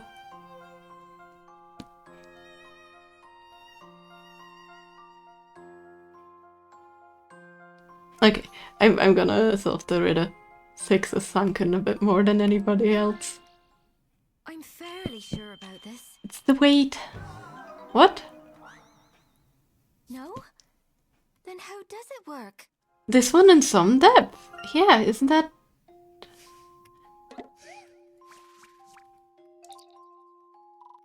Hold on, did I get... 3 boats don't contain the triplet. Oh, I'm smart. So it's this one. And then it's 3. And it's 2. And these two are the same, and then here's the other one hiding. I forgot you'd find all 3 triplets. I thought you'd find the last triplet, but yeah, okay. That makes sense. Either way, it's kind of obvious. Your friends were in boats 2, 3, and 6, with the little rascal number 6 hiding at the bottom of the boat. Look at a whole load of boat that is in the water, and it will be obvious that it contains 2 people, yes. Told ya. Talking about boats reminds me of Kurt and how he had to hop from boat to boat across the lake to get away from Targent. That was pretty tense, wasn't it? Yes, it was. I think once everything has calmed down, I would like to ride a boat properly. We haven't seen Targent in a little while, and I'm kind of worried about that, you know what I mean? Like, they must have found the thing we uncovered in the lake by now, and, like, found a little bit of like, where we're going. Salute, I notice you have been wandering around the place, looking a little lost. You must be tourists, no? In a way. And you, madam? Party 2, I'm Marie. It's a full-fledged citizen, I am not this. I'm Marie, a full-fledged citizen of San Griel. Martin, I cannot read. I can't believe it. Oh my goodness. Ah, forgive me. Well then, Martin, perhaps you might be able to tell us something about Pomponos. The souvenirs, what about them? First of all, where did they all come from? Ah, you want to know why they become so popular? D'accord. Well, I'm only very recently a full-fledged citizen of Sangria, so perhaps I'm not the best person to ask about this. Oh, I see. But I know someone who might be able to help you. My dear friend runs a stall just up the stairs. Her family have lived here for a long time, so I'm sure she can help you. But, mes amis, don't you want to slow down and relax? Have a look around, enjoy the sunshine. Elbowing away through crowds of tourists so we can casually take in the sights doesn't seem like the best use of our time. Suggest we head straight to this friend of Martine's. It would be more productive than losing ourselves in a sea of Pomponos. Agree, let's go. Yeah, but also... Riddle? No. Nah. Yo, welcome to Sangrio. Here, have a Pompono. No, thank you. Oh, what? Come on, of course you want one. You do. My Pomponos are mats, no links above the others. Just look at the quality of the craftsmanship. Well, you love Pomponos. You want Pomponos. You're as nuts as I am about Pomponos. Are you sure? I don't think we are. Oh, don't be like that. Of course you are. Buying a puppet helps spread love and happiness. And hey, you know what? I think it's just the thing people need to get yourself all cheered up again. People come from all over the world just to buy these things. You're missing out on the chance of a lifetime here. Aurora, don't listen to him. We are here for the Aurora Stone and nothing else. Oh, what? I don't even know what one of those is. I'm a merchant, not a genius. Just a hard-done by merchant in a silly rabbit suit.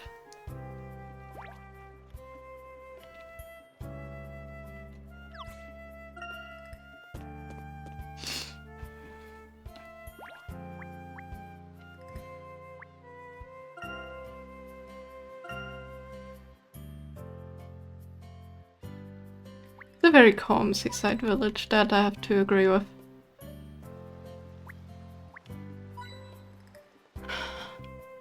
A lot of Okay, I just saw that. What the heck flew by my lamp just now? That was a larger critter. Huh. I have some kind of critter in my house here, it seems, or in my apartment. I guess I'm gonna find out later. Yikes. Oop, I read it. What the heck was that? I didn't hear a buzzing sound, so I don't think it's a fly or anything. Could be a moth or something. Ah, that's annoying. Whatever it is definitely large enough to cover my lamp a decent bit, so it's okay. That's what you get in spring and summertime, huh? And autumn time. Critters galore, that's just nature. Ugh. As long as it's not a giant wasp again. Or a hornet. You know, Professor, I'm always grateful for this signpost. I don't care for getting lost. Nor I, but as you can see, this puzzle, some signposts aren't always particularly helpful. Okay, let's do a signpost riddle then. 56. Give me a sign too. Okay, so there was one before. This couple have gone out for a walk in the woods, but they've managed to get lost somewhere along the way. They found the signpost, but it's old and weather-beaten. All pieces used to form the arrows have fallen off and become impossible to read. Okay.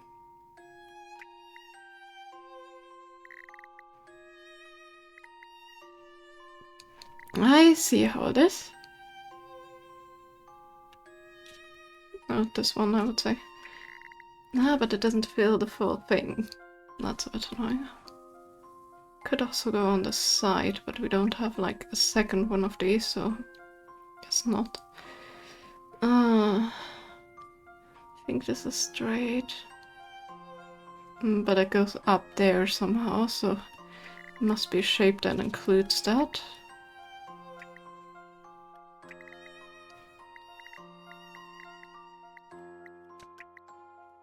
No.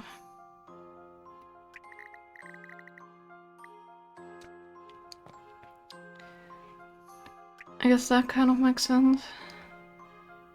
But then what does this one do? This one... Oh, maybe down here actually to hold this. Instead of the brown here.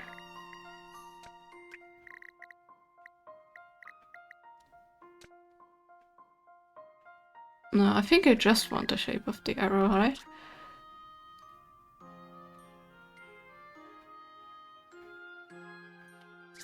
Okay, I guess the whole sign needs to be filled out, huh? I mean, this is clearly like the end point of the arrow, so whatever shape there should be going there.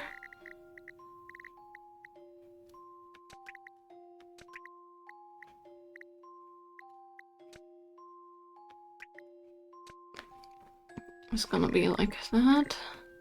Is the arrow like the one thing that isn't filled in, maybe? That could also be a thing. I think about that, and... How about... Oh, that shape doesn't make sense. This shape would make sense. But it wouldn't really fit. Or it would if this one was a bit lower. Like that. There we go. I guess you fill in all the negative parts if that makes sense. Oops, don't cover that one up.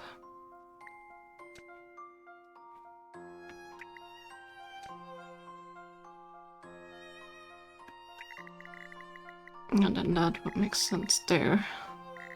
That one maybe up here? I don't know. Or like this somewhere. Yeah, like this would make more sense, but when the riders go then it cannot go here. Maybe this way around? Yeah, there we go. And we have a 2 here. Apparently this one doesn't count because of that, right? Okay. And we have a long one here, and a little triangle itty bitty piece there. And we have this one, I guess, here? I don't know. This one is also a bit too long.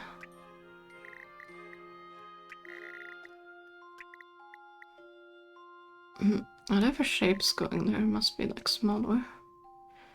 Also longer, like that. So about this. There we go. And then I can't really tell much of what's going on here, but I think it's supposed to be just a block. Like that. I don't know, seems right. It's hard to see the outline. Quite the conundrum. But I think that's the only possible way. And there we have it. An exposed part of the signboard got a bit faded by the sun, yes. Okay. Getting lost would now appear to be a thing of the past. So there's gonna be a sign riddle somewhere else in one of the other places, huh? Yeah, just eating that casually. I'm sure that's okay. No, they purchased that for the hint coin. Okay, let's talk to her. She must be the friend. Traditional poppino cakes, selling a cupcakes only twice as fast. It smells good. Oh hello, care to taste one of the finest poppino cakes in the whole of San Rio? Just one bite and your mind will be taken back to the happiest days of your life. Oh, go on, you've tempted me. You know, it's even better if you savor the taste along with this with a puzzle. Ooh. Puzzle as taste enhancers. Is it like salt or something? Very specific scoops. In your ice cream shop, you overhear Fussy Fernando mumbling to himself. Can you make him the ice cream cone he wants? I don't want either the flavors on the ends at the bottom of the cone. See chocolate? Oh, I hate chocolate. In the middle, I want one that's second from one of the ends. Me is vanilla, right? I prefer one of the ice creams next to that to be on the top. So this is top, because he hates this. D is pistachio, that's definitely not going in the middle.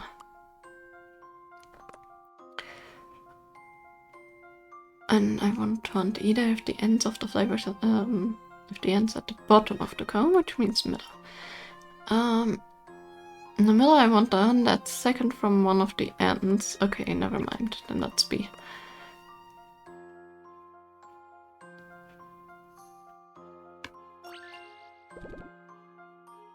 I don't know, that may have been too easy to think, may have messed it up. Nope, never mind. Huh, that was a doddle.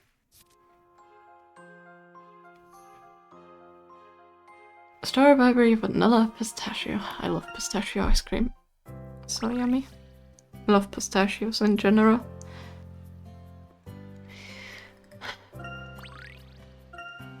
My homemade recipe is getting very popular with the tourists these days. Did you know they even squeezed an article about it in an edition of the World Times? That's impressive. How did you know those ingredients would turn into such a delicious cake? Oh, I didn't work it out. No, it was my great-great-grandmother on my father's side. I hope I didn't miss a great. Our family has been following the popono tradition for many generations now. One day when I get married and have kids, I'm going to teach them all about it. That's quite a lengthy history. Yep, we've got it all written down in a book, you know. What's it called again? Ah, see. From Nonapot to Popono. Tells you everything you need to know about the history of Poponos. A great read. Was a real bestseller, by which I mean it sold really well, by which I mean it's completely sold out. But you've read it, right? So you must be able to tell us whether there are any Azran ruins on the island. Ruins? No, sorry, I don't remember any mention of ruins in our history. Nothing at all? Oh, now I feel terrible. I'm sorry. The Popono tradition is supposed to spread love and happiness to all. Maybe you could try the archipelago on the south. Oh, thank you, but that won't help us. On the bright side, the cake really hit the spot. Gracias, drop by whenever you like more. I must admit, I really hadn't expected the Popono to have such a detailed history. But Professor, that history is just making it more difficult to find the real egg. We find it, Emmy, don't worry. Quite right, Aurora. Pessimists will get us nowhere. Besides, our investigation has only just begun. We still have a day ahead of us and much information to gather. I hope we can stop for cake at some point. Of course, standard procedure.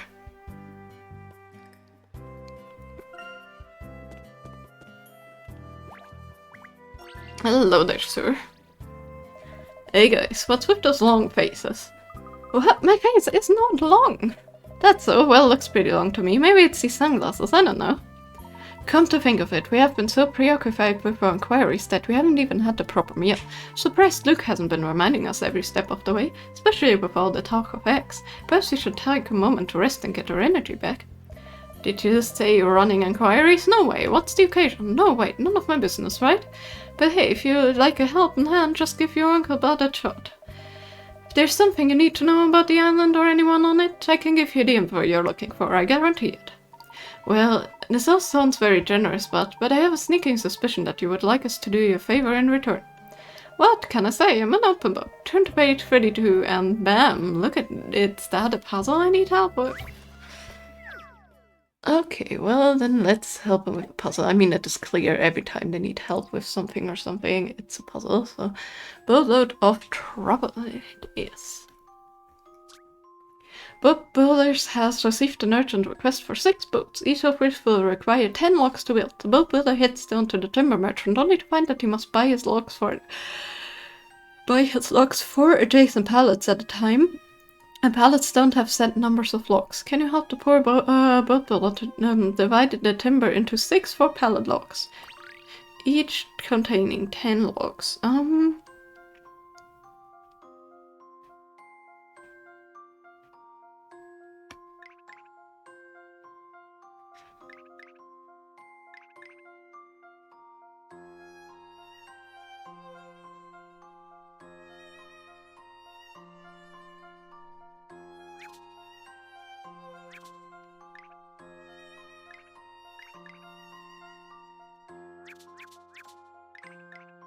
Okay, that's how it works. There we go.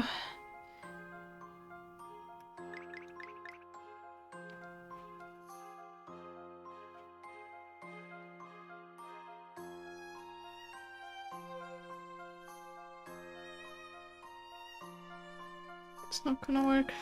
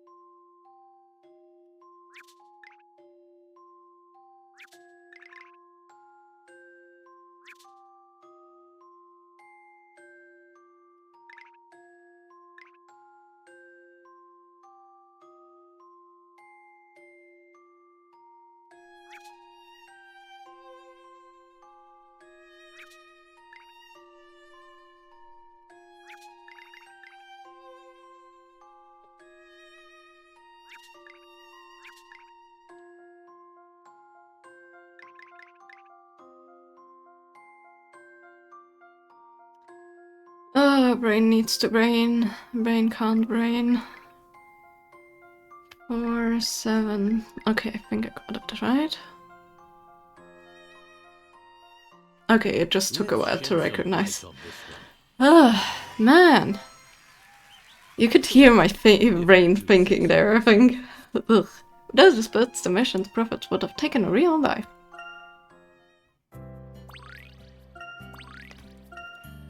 Not bad, sport. Well, I'm a man of my word. I see you over at Bud's Bar and Grill.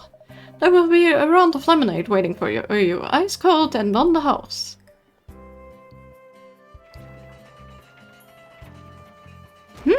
Nice. Though, unsecure, but hey. Oh, we can cross now. An open invitation, even if there was one. Shall we? Oh, I cannot read. An open invitation if ever there was one, shall we? There we go. Well, I guess let's go to Bud's Bar and Grill. Sparkling!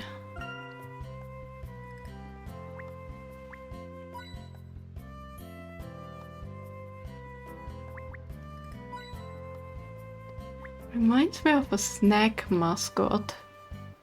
Reminds me of the Frit Candy snack mascot, in a way. You're just... How the heck are you eating... Okay. Sorry, that was just wrong. That's not how you eat a lobster. I hope it was the shelter on the glass. That would hurt, I presume. But oh my goodness. That was intense just now. Okay, let's talk to Bud. First things first, a sunny welcome to Sangria, the island of the Harmony Ring. Harmony Ring? What's that? You don't know? Great, I love telling this one. So the Pompano, right? That's what they call the bringer of happiness. I'm sorry, before we start, may I ask how it was that Pompanos rose to such immense popularity?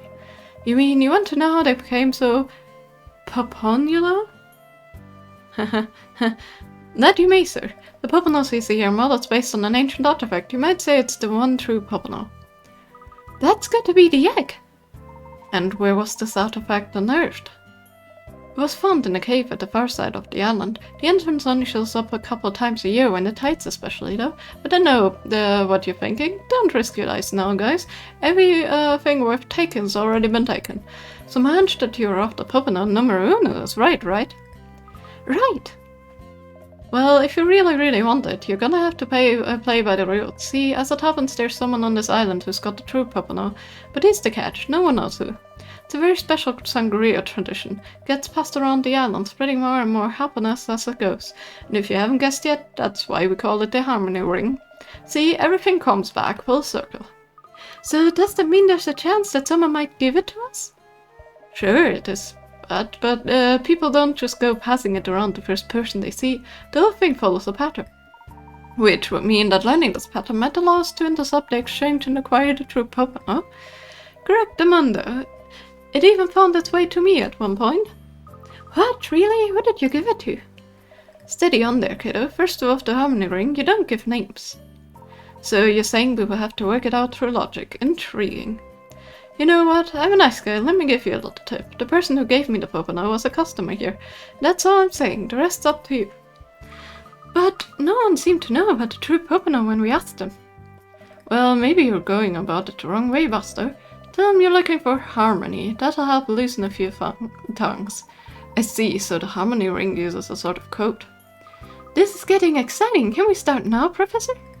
Yes, I think we rested sufficiently. It's time to resume our investigations.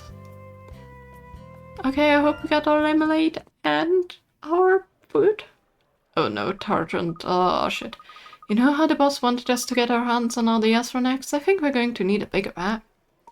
Bishop, they're clearly fake. Most of them probably, but how do you know the real one's not mixed in there? Even so, swiping them up with a massive bag won't help us find the real one quicker. We'd have no way of knowing where the real one was in the bag. No, we're going to have to check them all one at a time. Oh, right, I suppose that makes sense. This egg's fake, that egg's fake, and that egg's wearing a top hat, so it's got to be fake. What, an egg with a top hat? Hello again, gentlemen. As much as you call them that, because again, they're still Targent scum. No, not you again. We know you're after the eggs. You won't be getting your hands on this one. Yeah, and when we find it, you have no chance of catching us.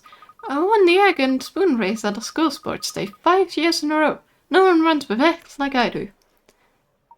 Bishop, wait a minute. Good grief. What idiots. A mismatch, too, if there was one. How about Shelmy and Bart? Barton? You know, Inspector Shelmy and Barton? They are a mismatched duo, but they still match. Well, Professor, I'd say the race is on to see who can find the egg first. Yes, but in order to do so, we need to gather clues from the people of Sangria. Fortunately, it doesn't take long to travel the breadth of the island. Right, and we might even bump into the person who's carrying it on the way.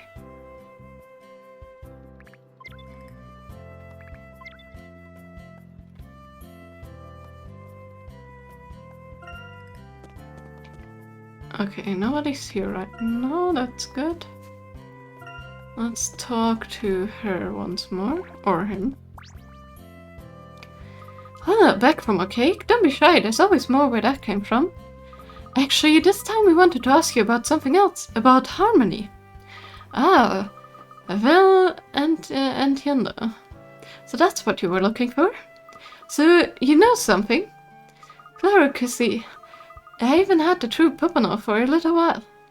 Brilliant! Could you tell us anything about the person who gave it to you? Let's see, it was a regular customer at my store. You could say they were very fond of Swimber. You say you had it for a little while. You've already passed it on? I'm afraid so, but I can't tell you to. Everything has to be by the books. You know what? Since you're such lovely customers, I will tell you this. It was someone who got married very recently. She mentioned her husband loves my cakes, too. Puppano is as Puppano does. Ah, you said she and her, so you must have passed it on to a woman.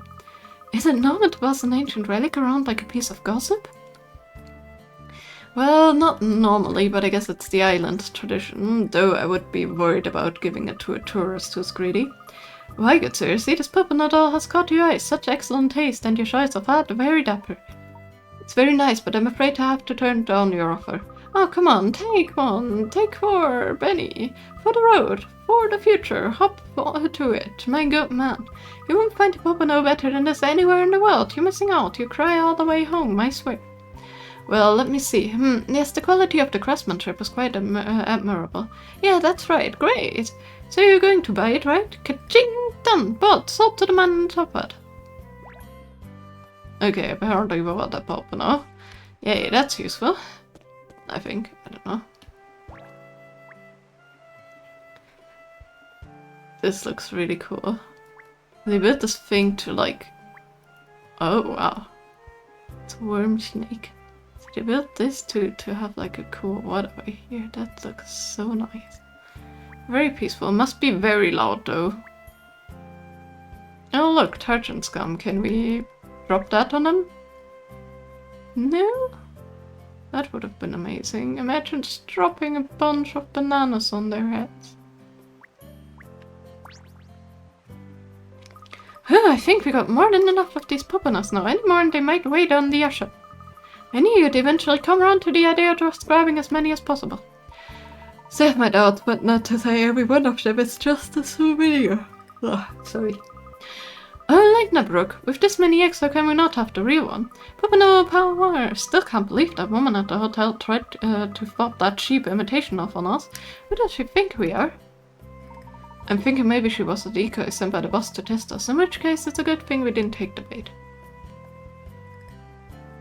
There must be a reason that our civilization left the eggs for you, but this cannot be it. Still, this ritual seems to bring these people happiness, even if I don't understand why. Happiness comes in all sorts of forms. This Puppano tradition is just one of them. Oh, I see. But aren't we going to take that away from these people? Well, perhaps we will need to be upfront about it with them. Maybe the best way to avoid causing undue upset. I wish we could find them something else to make them happy. Don't get yourself down, Aurora. You've seen how cheerful these people are. They may not even mind. Come on, we better get a move on. Why do I have the feeling the person at the hotel actually has the real one? And she wanted to give it to the Targent people? And then she didn't? Hello again, Mezami. Are you staying at the Hilltop Hotel? You're such a lucky things. I've always wondered what it feels like to be a tourist in the place where you live, but the chance has never presented itself. I can tell you, very boring where I live. Even though it's at the seaside. I mean, there's some things to do, but like not that many. Okay, you can go ocean wandering when the tide is gone away, or I guess depending on where you are at the coast, not here though. You can ride in the waters at the beach. That's more on the islands where you have to take ferries to. We have some buildings to explore and like some attractions, but not too many. I don't know. Visiting here is quite boring, I tell you. It's not as beautiful as other places. Oh well, c'est la vie. Oh, I'm certain you will get your chance one day, Martine. And you can have that experience the island's famous for, its blissful sense of harmony. Ah, harmony has such a beautiful ring to it. You've heard of it then, no? Well, I first came to Sangria and tried my hardest to become part of the ring. Spent many sleepless nights trying to work out who had the true Pocono. Imagine my shock when I discovered the person who held up was the man I had fallen head over heels for. And then he surprised me yet again by asking me to marry him. But instead of a ring, he proposed with the Pocono. Il est fou, no? That's a delightful story. I'm very pleased for the both of you. I knew we did not need it for us to be happy, so before the wedding I passed it on to continue the cycle. Gave it to a very entertaining married man who thought fondly of his daughter. Is the true Pocono always passed on with a relatively short space of time? I heard it's bad luck to hold on to it. Wouldn't want to risk jinx the bond between me and Mon Marie Magnifique. I totally can't speak French, at least some. I don't understand. She's referring to her husband. Who else? You're still a little bot. But one day your fleur de moor will bloom and you'll see what I mean. So basically, she got it from the shop owner for the cake sales, and her husband got it, and she got it from her husband, and he passed it on as well. Cur, if I didn't know that was an aquarium, I swear we were under the sea. They have done an excellent job replicating a marine environment. Those imitation corals are elaborately designed. And that sofa looks really inviting. Mind if I go for a quick nap, Professor? What's the purpose of furnishing a hotel with such elaborate decor when its primary purpose is for sleep? Exquisite aesthetics have relaxing effects on the mind. You might say hotels soothe you both mentally and physically. I understand, I think. Oh, look who it is. It's Lady, well, you know, Lady Inspector. Grosky's sister, I guess.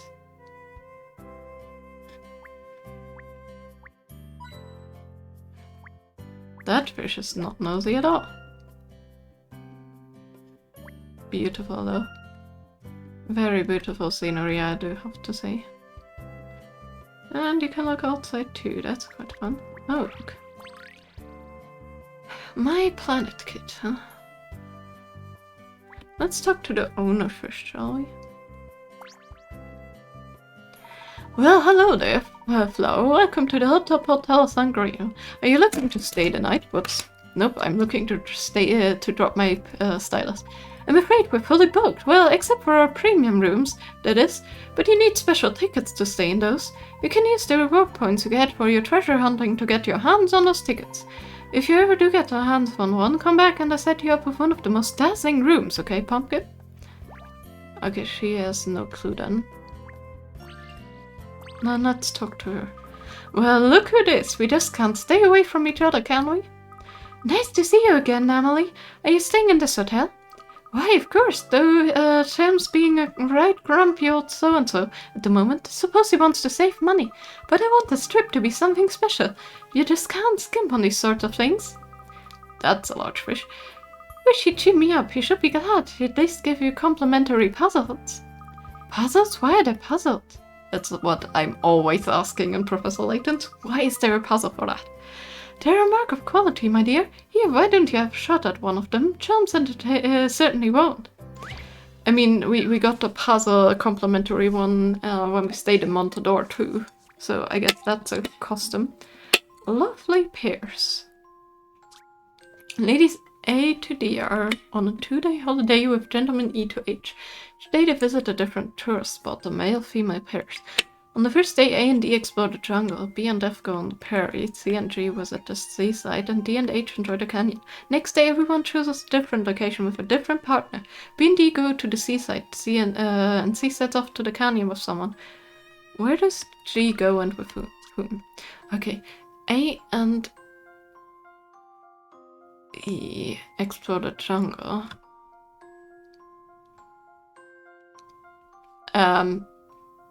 Yeah, A and E.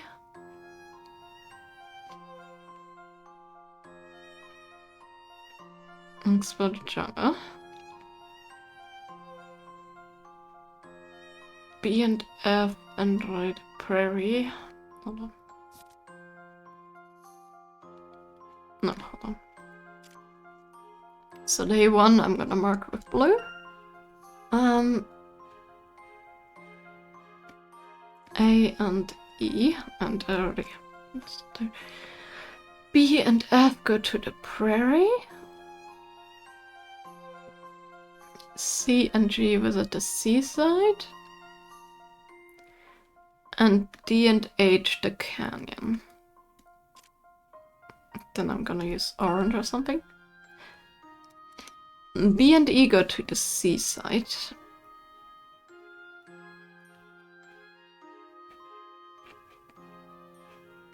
C sets off to the canyon with someone.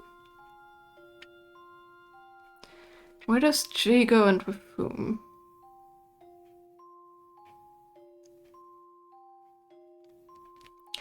So,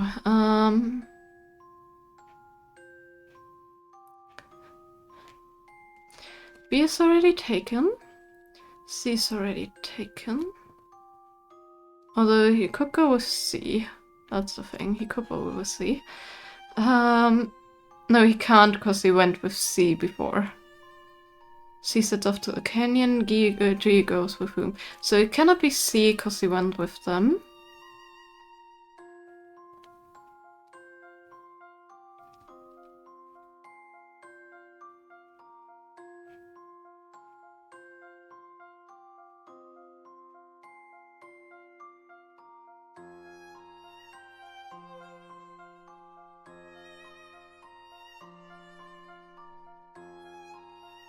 Let's do this, that helps a bit.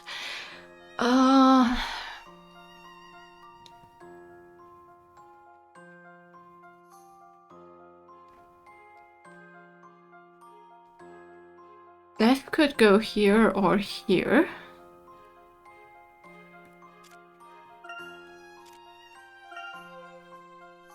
That's so hard to see. Never mind. F could go here or here.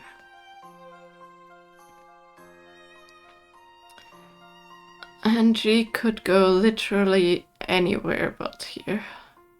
Although not here because they were before, so G could go... And G could go here or here.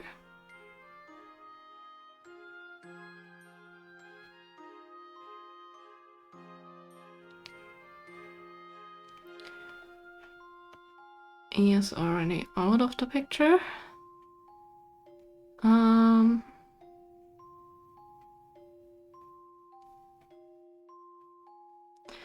So A must be going here. Maybe different color. A must be going here. Considering A was here and C and B occupy these two spots, so A must be going to the prairie. So that means A is checked off. B and C are checked off. Actually, D here.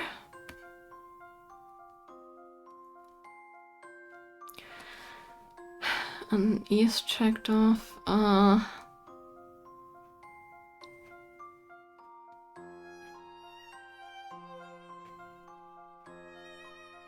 can only go to these ones. And G can go to this or this.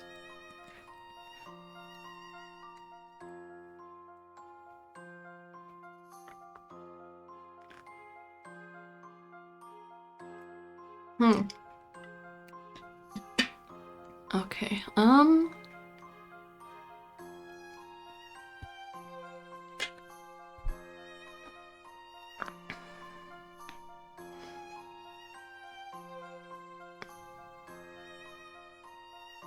F can go to both of these.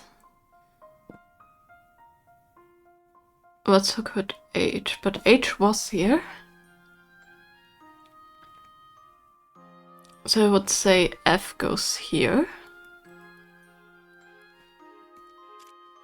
Which leaves G and H on both of these. H went with D before though, that means H will likely be going with A. And that leaves G with D.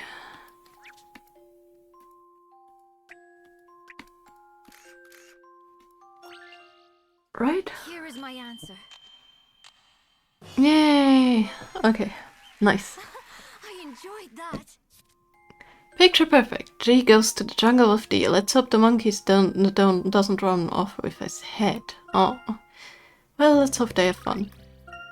Kind of a fun idea to just mix it up and go on different dates every time, so everybody sees every single one of the sceneries, but also with a different person. That's kind of fun. James might just be a bit grumpy from the jet lag. I even went out of my way to give him a special gift, but he wasn't having it. Oh, it wouldn't happen to be the Popano from the Harmony Ring, would it? Yes, that's the one. I mentioned our honeymoon to a young lady selling cakes, and she popped in straight into my hand. We're trying to find it now. Do you know where it is? Oh, I'm sorry, dear. I don't know if I know you wanted it. I have been able to give it to any of you. But I'd heard it's bad luck to hold onto it for too long, so I made sure to just pass it on quickly. Tried giving it to a couple of comedians who seemed to be frantically searching for it anyway, but they wouldn't listen to me.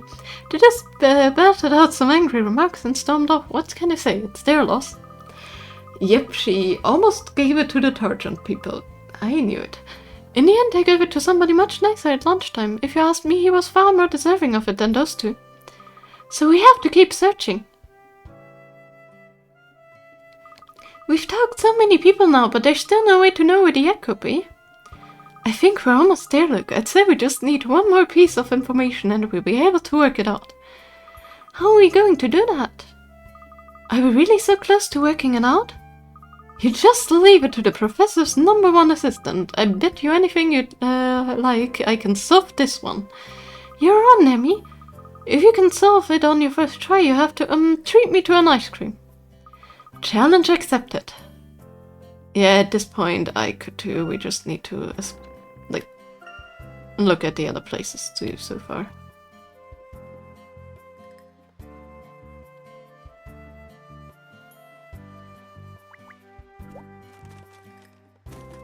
Aw, come on, you cleaned that off, right? Oh, Aurora. Expected an item, not Aurora. What have you found, Aurora? It's a puzzle. Why is there a puzzle here? Again, a question I always ask myself in these games too. Boat to boat 2. Oh no.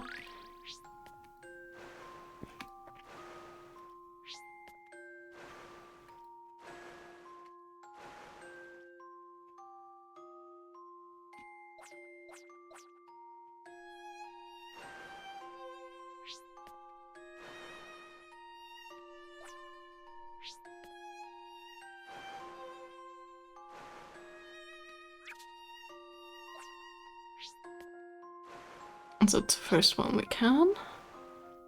But then the question is how far can we go and how far do we want to go?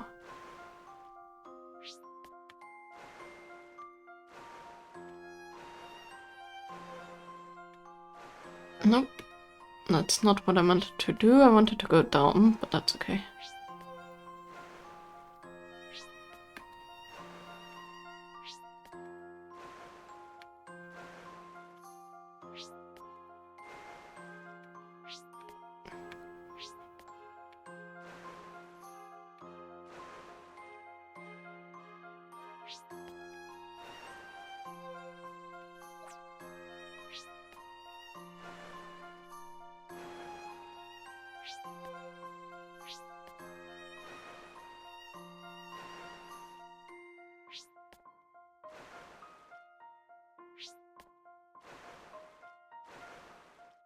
Okay, this one was easier than the last one. The last one I struggled way more. Yay! Thinking is essential in my line of work. Crossing that lake was no problem. Yes, indeed. Huh, money may not grow on trees, but it appears that puzzles do. They do? I suppose that makes more sense than somebody climbing up there and hiding one. In this world, they are that crazy, sorry to say, lady. It actually makes more sense than it growing on a tree. Though it could also be very possible. I don't know. These games are weird.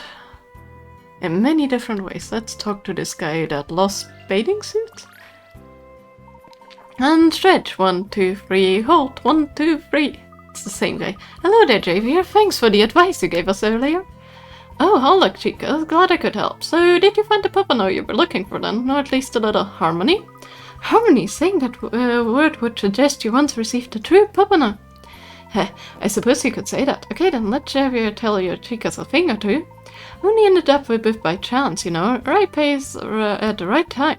This lady who'd only just settled down here gave it to me. Can you believe that? I guess when you're local, you're local. You know, happiness always seems to find its way to me. Maybe it's because I'm such an approachable guy. Whoa, slow down. So you got the Pompano from a woman? Anything else? Time out. If you want to get anything more out of the old Javier, you have to work out. Work out? What? I think he's asking us to do some exercise. Muy bien, here's what you have to do. Solve a puzzle. Brain exercise. Nose to nose. So, okay. Another full house down at the Sea Lion show, but something's gone wrong and the Sea Lions are juggling the wrong balls. Sea Lions both show which ball they should have, and it's up to you to get each ball to its rightful nose. However, bear in mind that Sea Lions can't pass the ball very far. Looking at the touchscreen, you can only move a ball to an adjacent Sea Lion, or the next one along from that. Okay.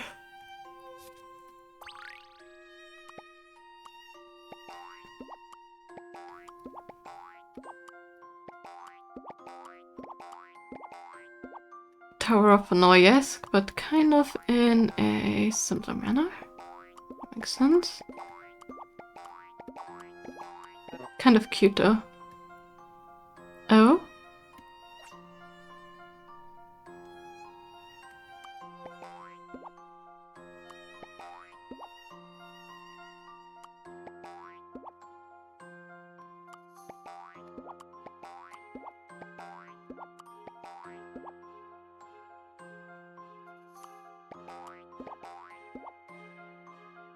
Nah, that's annoying.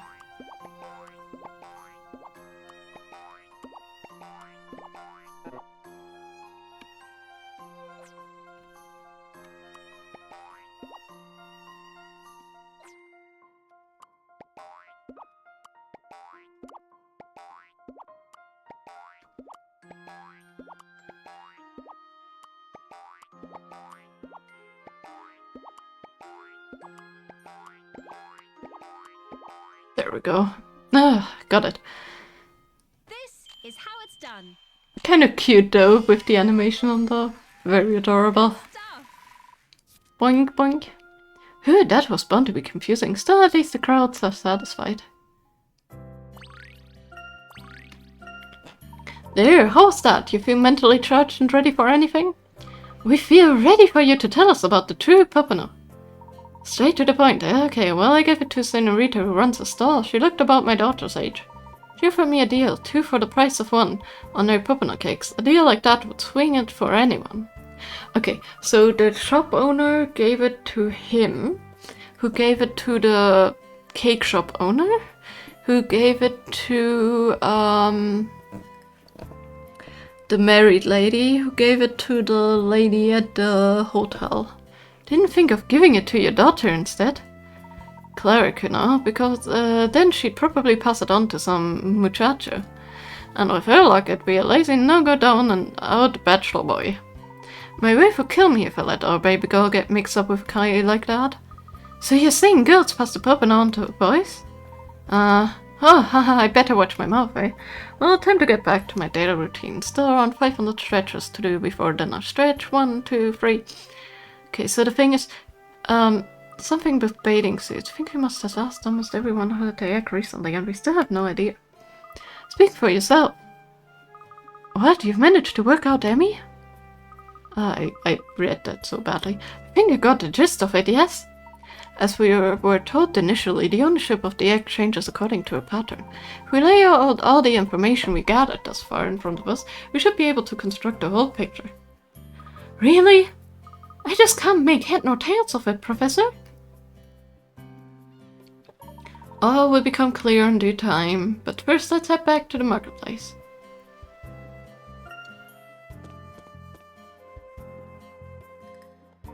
Now, from what we learned by speaking to the different people on this island, we are able to glean a few key facts. Let's lay out the information and work out the rules concerning how the eggs passed around.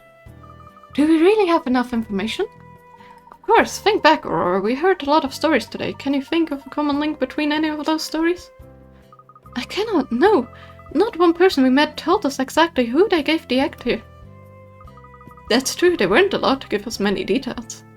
However, the details they did provide were certainly sufficient to solve the mystery. Let's consider them now. Alright. Allow me to assist, Professor.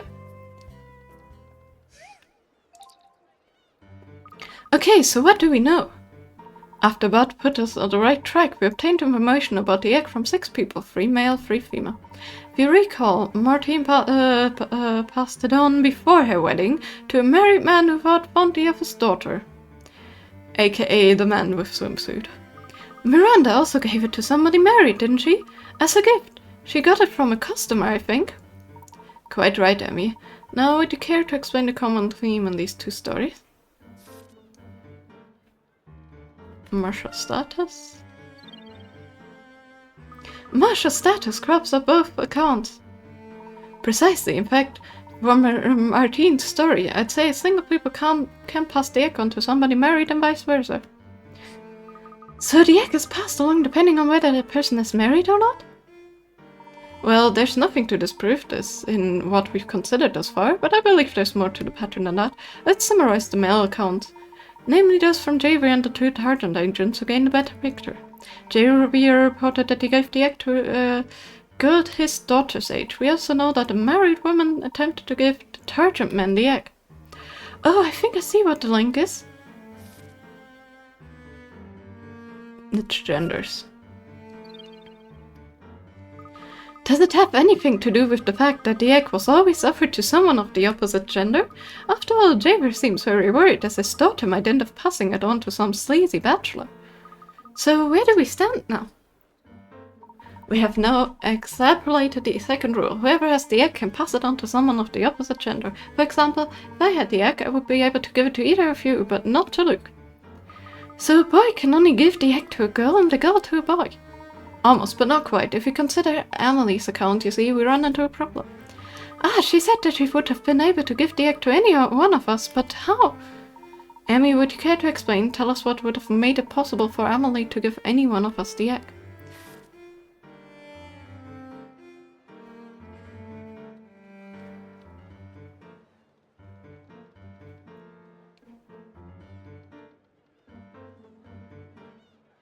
Both rules? No. No, it's either rule. You have to obey either rule. Okay, now I know what they mean with that. I was a bit confused. Emily could have given the egg to whoever she likes as long as either one of the 2 rules was fulfilled. She's married, she knew I wasn't, and she knew Luke and Aurora were too young to be. As for the professor, she didn't need to know the martial status because he was already covered by the opposite gender rule. That's correct. If the person you wish to give the egg to is one of the opposite gender or martial status, then you can pass it on. Oh, that's quite simple, really. Maybe so, but we still haven't worked out who has the egg. I do remember Emily saying she passed it to a man at lunch, but we don't know where she went to eat. So we need to ask somebody where that was before we can continue. Not at all. Here, let's try to determine who had the egg and in which order by lining them up. Wherever there's logic, a solution follows closely behind. I see what I can do. So, she passed it on to somebody.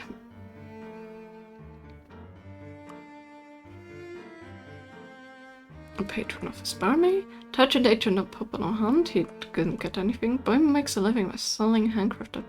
Nope. Woman his daughter's age. Lady who recently settled on Sangria. Her husband proposed with the Poppano and she gave it to the family man before the wedding.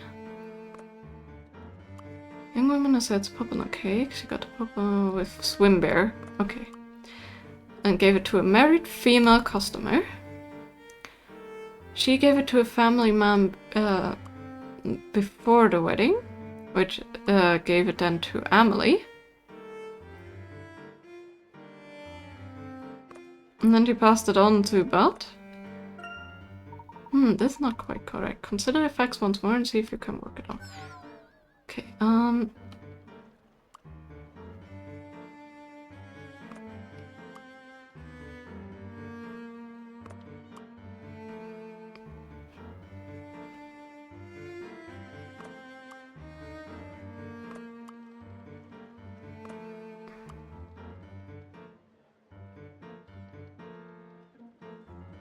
see the family man? Hold on. But he is the family man. But no, he gave it to him.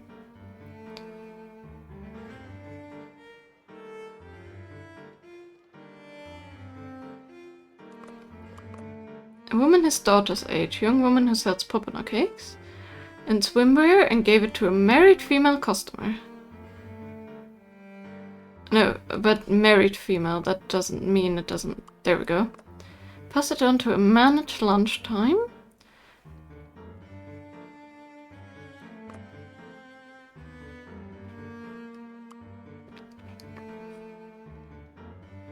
And she gave it to a family man. Okay, so she started it off then. She started it off. She gave it to a family man before the wedding. He's the family man. He gave it to her. She gave it to a female married customer. And she passed it on to a man at lunchtime, which is him. Right? Your chain of events matches mine, Aurora. We can safely say that the egg was handed on in its order. I thought she was meant to be the young lady, but no, she was proposed to by it. So, of course, she wasn't married at the time, so, you know. Which means Bud was the last of these people to receive the egg. But he already refused to tell us who he gave the stone to. We're back where we started, aren't we, after all that? Perhaps not, if you recall, but only mentioned receiving the Poppano. But he didn't say anything about giving it away. Precisely. Oh, I see, he might still have the Aurora Stone. But what reason would we have for holding on to it? We'll find out soon enough. Shall we pay another visit to Bud's Bar and Grill? Maybe he has somebody he wishes to propose to or something? I don't know. Hey guys, what brings you back here? We've worked it out. You're the current holder of the true Poppano. You got me. I was hoping it would, actually. You see, be looking for the perfect person to give the Poppano to, and then you came in with that glazed sad look. Got to think that if anyone needed harmony, it was you. I'd be satisfied with just the Poppano, thank you. Gee, you're kinda missing the point. Let me give you the lowdown. We'll say the Poppano brings happiness, that's the honest way, but its humble beginnings were far from happy. The man who found it, Eduardo Poppano, was at the end of his rope. Oh, really? Yes, sir, he hit rock bottom and wanted to idle away his days as a hermit, so he set off for some old crumbling ruins. But bam, he made the discovery of a lifetime. His business boomed and voila, Sangria was born. That story sounds familiar. So you're saying that the Poppano he found was the basis of the tourist merchandise? Pretty much, yeah. Kinda crazy when you think about it. One of the stone egg turned his life around in a flash. So point is, even in the gloomiest of times you gotta look forward. Happiness might be waiting just around the corner. Don't take the Poppano just because you want it. Take it because you want to be happy. Yay, we got it. Thank you. The people of this island always greet us with a smile. Found it out at first, but I think I understand now. Now that's what I'm talking about. I knew the Poppano would be the perfect gift for you. It's what Eduardo would have wanted, I'm sure of it.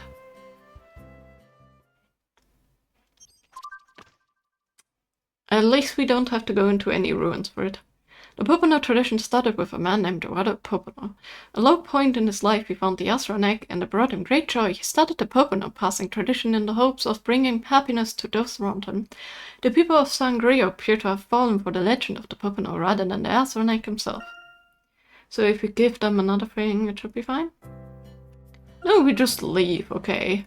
That's lovely. We just leave with the egg and leave the tradition while everybody else hopes it could continue?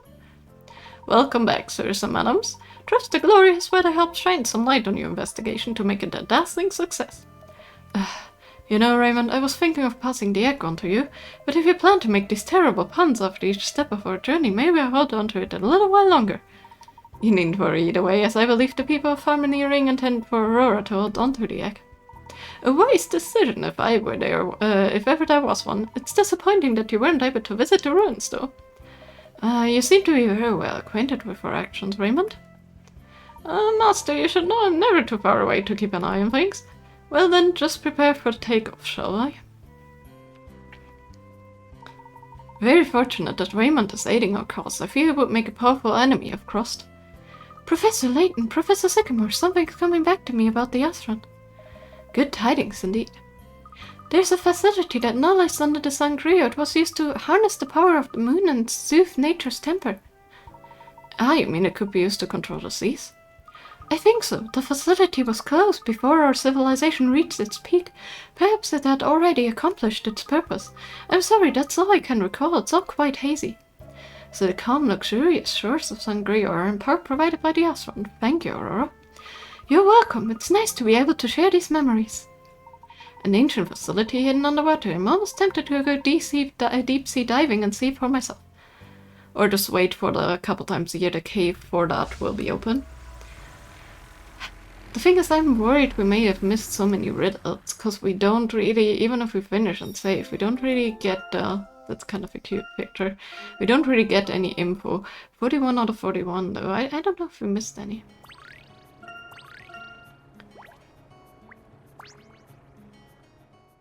Yeah. Nope. Okay, I guess that's gonna be in the end.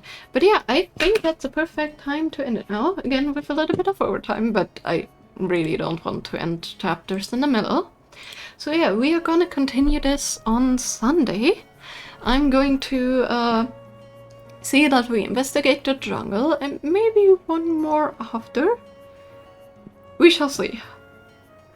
So yeah, jungle and then maybe the desert. And then I guess the last one for later. But that should be the order for the future. Let's see. A lot of people are streaming. I wonder who we should raid. The Tiger's currently playing Tribe 9 and we already raided them. What is Old Manchu Warrior doing? Frosty Razorblade is playing Valheim. Let's see what that's. Yes, I have Starlit Scarlet who's playing more Stardew Valley. And we have Madame Juniper who is doing something. So Old Manchu Warrior has a McDonald's ad, lovely. Transporter build. Okay, so they're assembling like a military transporter. Maybe not the best raid right now.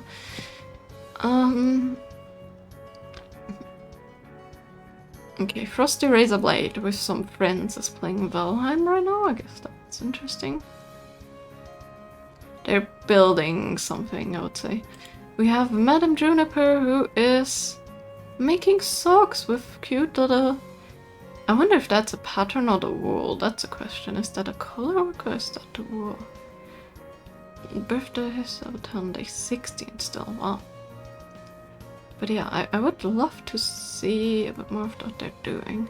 Okay, it's it's not the wool, I think. I think they're supposed to be bats on top. That actually looks quite cute. Let's read Madame Juniper, you know? Looks really adorable. So yeah, for those of you who don't know Madame Juniper, they are a fiber artist mainly. They did everything from mainly cross-stitching to knitting, wanting to learn crochet, needle punching, and so much more. And also they're doing one of the diamond painting call things for the year. So yeah, let's raid out to them and enjoy their crafting. I will be back on Thursday with my crafting, aka with 3D modeling, and we shall see how far we get. I hope I can finish the modeling of the little drone thing. And then after I finish that, I would love to get out all the figures, the Pokemon figures that I have, you know, here in boxes, just to see what we have and what we can make with them. I actually found some while clearing a bit, like a miscellaneous box that was hidden behind paint supplies and tiles in the attic, and I found some of the Pokemon figures I've been looking for ages now. Like my seal. I found my seal. I had the Sealeo, but I didn't have the... No, hold on. Did I have the sphere? And I was... Yeah, one of them. But yeah, basically I had one of them missing the other, and some other small ones, just like a couple, and I found some bases from some of the figures. Didn't find a lot, but a decent bit still. Like hidden in like a box with like building supplies for when I used to make like cities for them as a child. Very cute. But yeah, we're gonna do some thinking of what more diorama boxes we make, and yeah, finish the drone. So hope you all have a lovely Wednesday. Hope to see you all back on Thursday. Enjoy the raid. Bye bye.